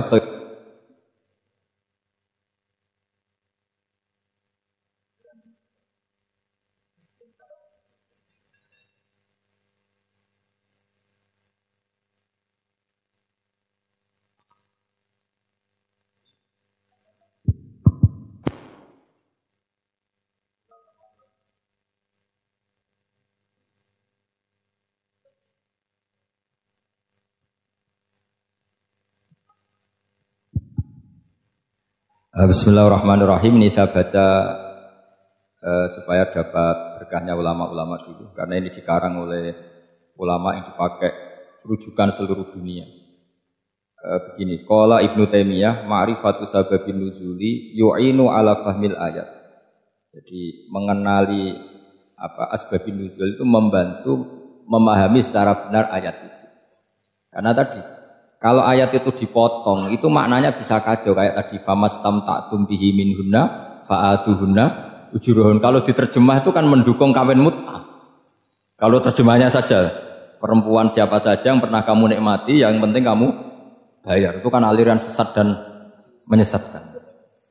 Itu konteks asbabun nuzul tidak seperti itu. Perempuan yang sudah menjadi istri kamu, seorang lagi perempuan yang sudah menjadi istri kamu, jika sudah kamu hubungan intim maka maharnya harus dibayar penuh. Tapi kalau belum hubungan intim maharnya hanya wajib separuh. Fanisfu ma faradtum illa ayafuna aw ya'fu alladhi biyadihi uqdatun nikah. Tapi tadi kalau di Indonesia gimana Gus? Nah, itu yang repotnya. Maharnya itu tadi mukena atasan dan apa? Bawahan. Wah kacau kalau di Indonesia. Sehingga kita bingung kalau dalam logika Arab kan gitu. Bayangannya kalau cerai kata Allah fala ta'khudhu minhu syai'an.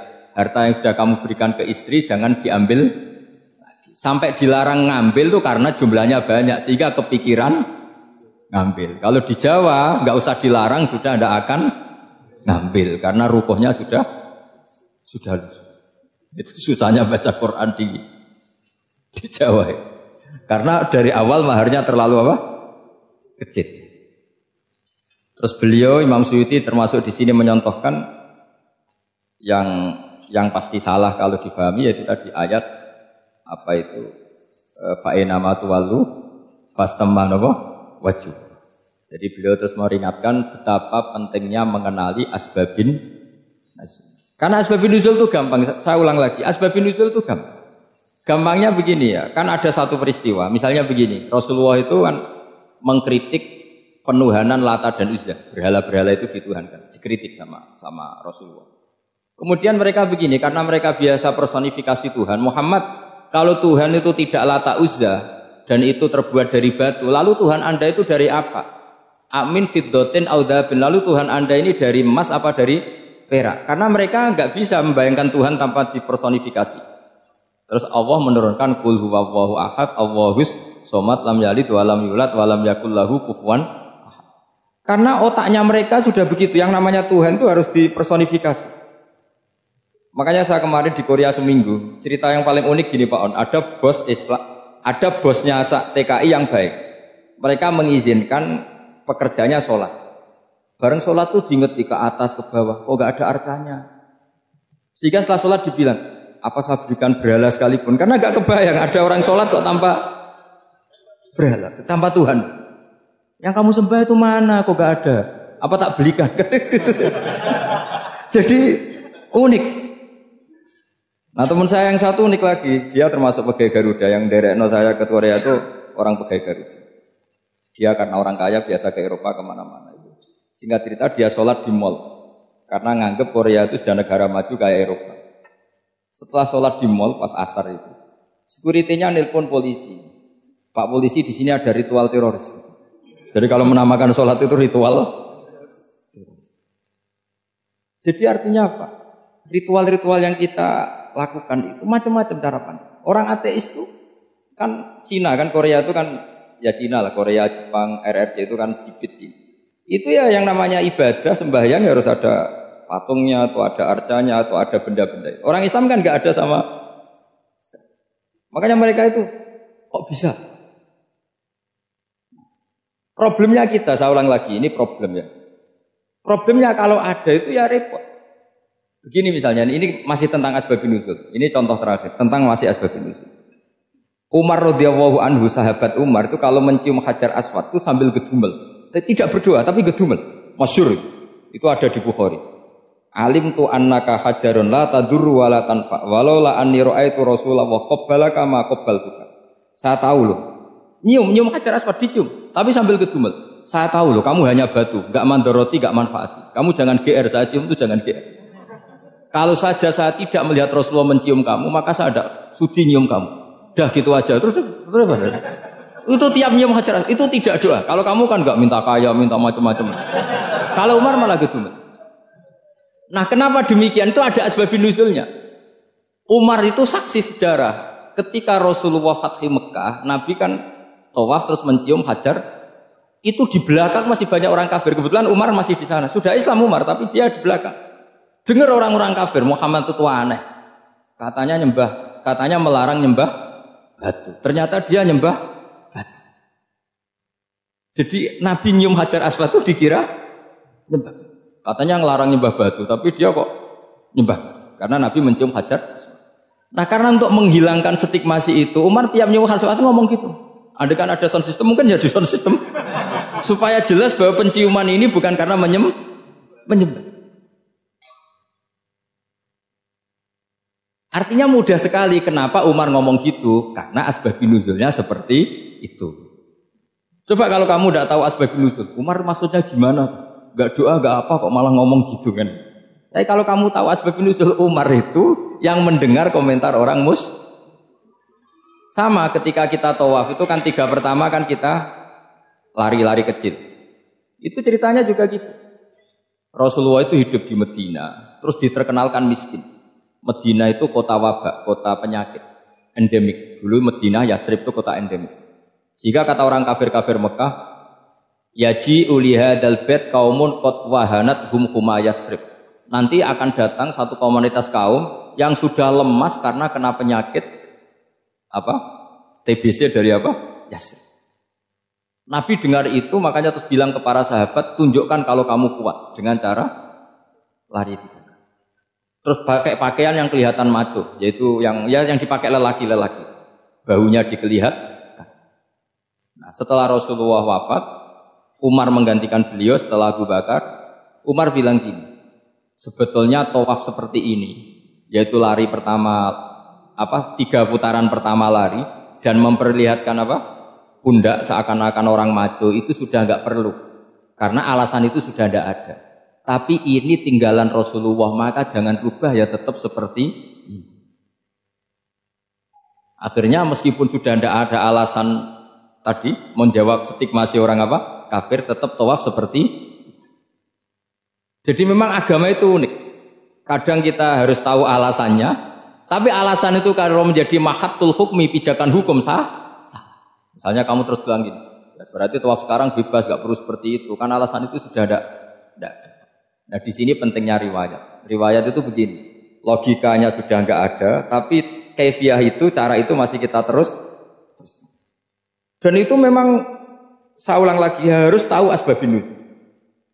Saya beri contoh ya misalnya, wa idza darabtum fil ardi falaysa 'alaikum junahun an taqsuru minas shalah. Terus ayat di mana? In khiftum ayyaftinakumul ladzina kafar.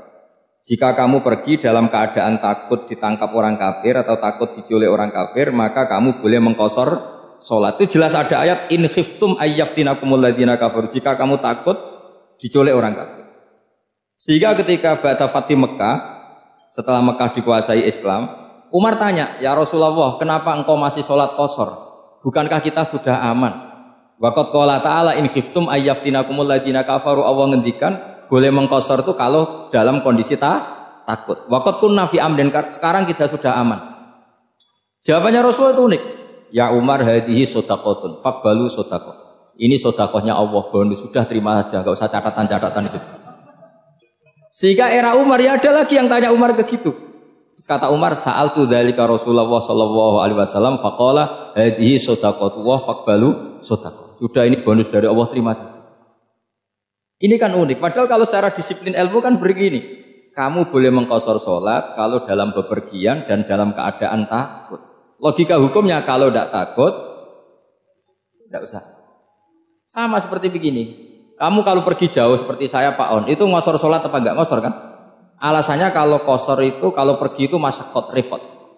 Sekarang pergi kita pakai Alphard, pakai Innova, bawa uang, disupirin, itu masyakot enggak? Enggak kan? Tetap boleh jamak enggak? Boleh. Sebenarnya kamu jamak itu karena pengetahuan hukum apa karena enak jamak? Kalau alasannya masyakot, kan sekarang sudah ada. Enggak repot. Ya sudah pakai hadis tadi, ini hadiah, terima saja. Jadi makanya agama itu riwayat. Tapi ada saja ulama yang agak balik loh. Agak balik loh gini, banyak juga ulama misalnya duwe gawe, ibunya sakit terus ribet jamak sholat. Kenapa? Ribet ngurmat ibu. Makanya ada saja kiai yang duwe gawe mantu itu terus jamak sholat, tapi jangan ikuti. Tapi ada saja karena alasannya jamak itu karena apa? Repot. Ya ada saja, tapi ya jangan gitu. Cuma saya ini cerita apa yang analisis hukum itu memang agak-agak unik. Jadi tadi kadang Nabi itu ditanya, ya Rasulullah kita dulu boleh jamak qasar ini kan karena in khiftum ayyaftinakumul ladzina kafaru, takut diancam orang kafir. Sekarang aman, kenapa tetap jamak? Jawabnya Nabi, ini hadiah, terima saja. Ya ada sahabat yang bantah, kenapa Nabi? Allah itu zat yang baik, kalau sudah ngaji bonus nggak pernah ditarik lagi. Makanya Nabi kalau berdoa itu unik, ya siapa yang disiksa di dunia karena dosanya, fawahu akramu min ayyus sanniya uqubatahu fil akhirah. Kalau ada orang salah kok di dunia sudah dikasih sanksi, Allah itu lebih mulia untuk mengulang nanti di akhirat. Akram itu Allah terlalu mulia, maksudnya orang kepikiran wis males ya selesai, tidak akan di. Kalau sampean kan enggak, masih ingin lagi. Jadi itu cara berpikir apa? Nubuah. Jadi berpikir nubuah itu beda. Ada orang pas sujud diinjek sama orang fasik. Diinjek, kemudian si yang sujud tadi, wallahu la yaghfiru wallahu laka, demi Allah tidak akan ngampuni kamu. Itu langsung Allah memberi wahyu sama Nabi di zaman itu. Bilangin yang sejak sujud itu, dia harus minta maaf sama saya, kata Allah. Mangdalladzi ta'ala ala fulan, dia bersumpah bahwa Allah tidak akan memaafkan orang itu harus diralat. Nabinya iskal, kenapa ya Allah? Yang Tuhan itu saya ini punya sifat dua, bisa menyiksa dan bisa memaafkan. Kenapa dia milih sifat saya satu tidak memaafkan? Akhirnya apa? Orang yang nginjek tadi sama Allah dikasih tobat dan jadi orang soleh. Jadi itu makanya kamu nggak boleh jadi orang ekstrim nyifati Allahnya satu. Nggak boleh, Allah tetap bisa yaghfiru liman yasha wa yu'adzibu may yasha. Sifatnya Allah dua ya tetap dua, nggak boleh kamu pilih satu. Misalnya kamu kan biasanya gini, yang ghafur untuk kamu, yang sadidul uqab untuk orang lain. Mesti kelakuannya sampean kan begitu. Tidak boleh seperti itu. Rasulullah kayak apa bencinya sama Wahsy? Karena Wahsy itu qatilu Hamzah. Yang membunuh Sayyid Hamzah siapa? Itu bencinya bukan main Rasulullah. Sampai maksud-maksud Wahsy. Tapi sama Allah malah diturunkan ayat laisa laka minal amri syai'un aw yatuba alaihim aw yu'adzib. Muhammad, meskipun kamu kekasih saya itu tidak wilayah kamu, memaafkan atau enggak, terserah saya, kata Allah. Ternyata betul, malah Wahsy dikasih tobat. Nah sekarang enggak, orang itu nyifati Allah sama orang lain sadidul iqab, lalu sama dirinya. Enggak boleh seperti itu. Allah ya sifatnya tetap dulu. Jadi boleh kamu misalnya berdoa, ya Allah mbak yang cantik itu semoga dapat jadi istri saya. Mbaknya juga boleh berdoa, ya Allah naudzubillah min dzalik. Jadi ini adu kekuatan, nanti terserah nanti Allah pihak yang mana. Kayaknya pihak yang perempuan. Karena kasihan kan kalau cantik dapat orang apa? Saya tuh andaikan boleh fatwa fikih, yang saya haramkan tuh orang jelek dapat orang jelek. Karena kasihan anak-anaknya, tahu-tahu jelek banget. Jadi itu kan kasihan itu. Jadi dalam Islam itu seperti itu. Jadi apapun benci kita sama musuh kita, Allah bisa saja memperlakukan musuh kita secara baik. Karena Allah itu yaghfir. Tetap kita harus sifati Allah yaghfiru liman yasha wa yu'adzibu. Jangan karena kita benci seseorang seakan-akan Allah sama dia pasti yu'adzib. Pasti menyik. Itu yang dicontohkan Allah kepada Rasulnya, yaitu beliau tidak cocok sama Wahsy, malah Wahsy dikasih petunjuk. Makanya terus ada ayat apa laisa laka minal amri syai'un aw yatuba alaihim aw yu'adzib. Muhammad, tidak wilayah kamu, saya menentukan mengadab atau Makanya rata-rata kiai ulama itu halim. Orang halim itu rileks, layinal janib, tidak gampang menvonis orang lain. Biar Allah tetap dengan sifatnya yaf'alu ma yasha, bahwa Allah bisa melakukan apa saja. Soal kamu benci sama seorang, benci saja atas nama kamu, jangan nyatut-nyatut Allah. Misalnya kamu. Alhamdulillah, itu dia kajian dari Gus Baha. Semoga bermanfaat dan kita mendapatkan barokahnya, amin, bersama Gus Baha. Dan sekian, wassalamualaikum warahmatullahi wabarakatuh.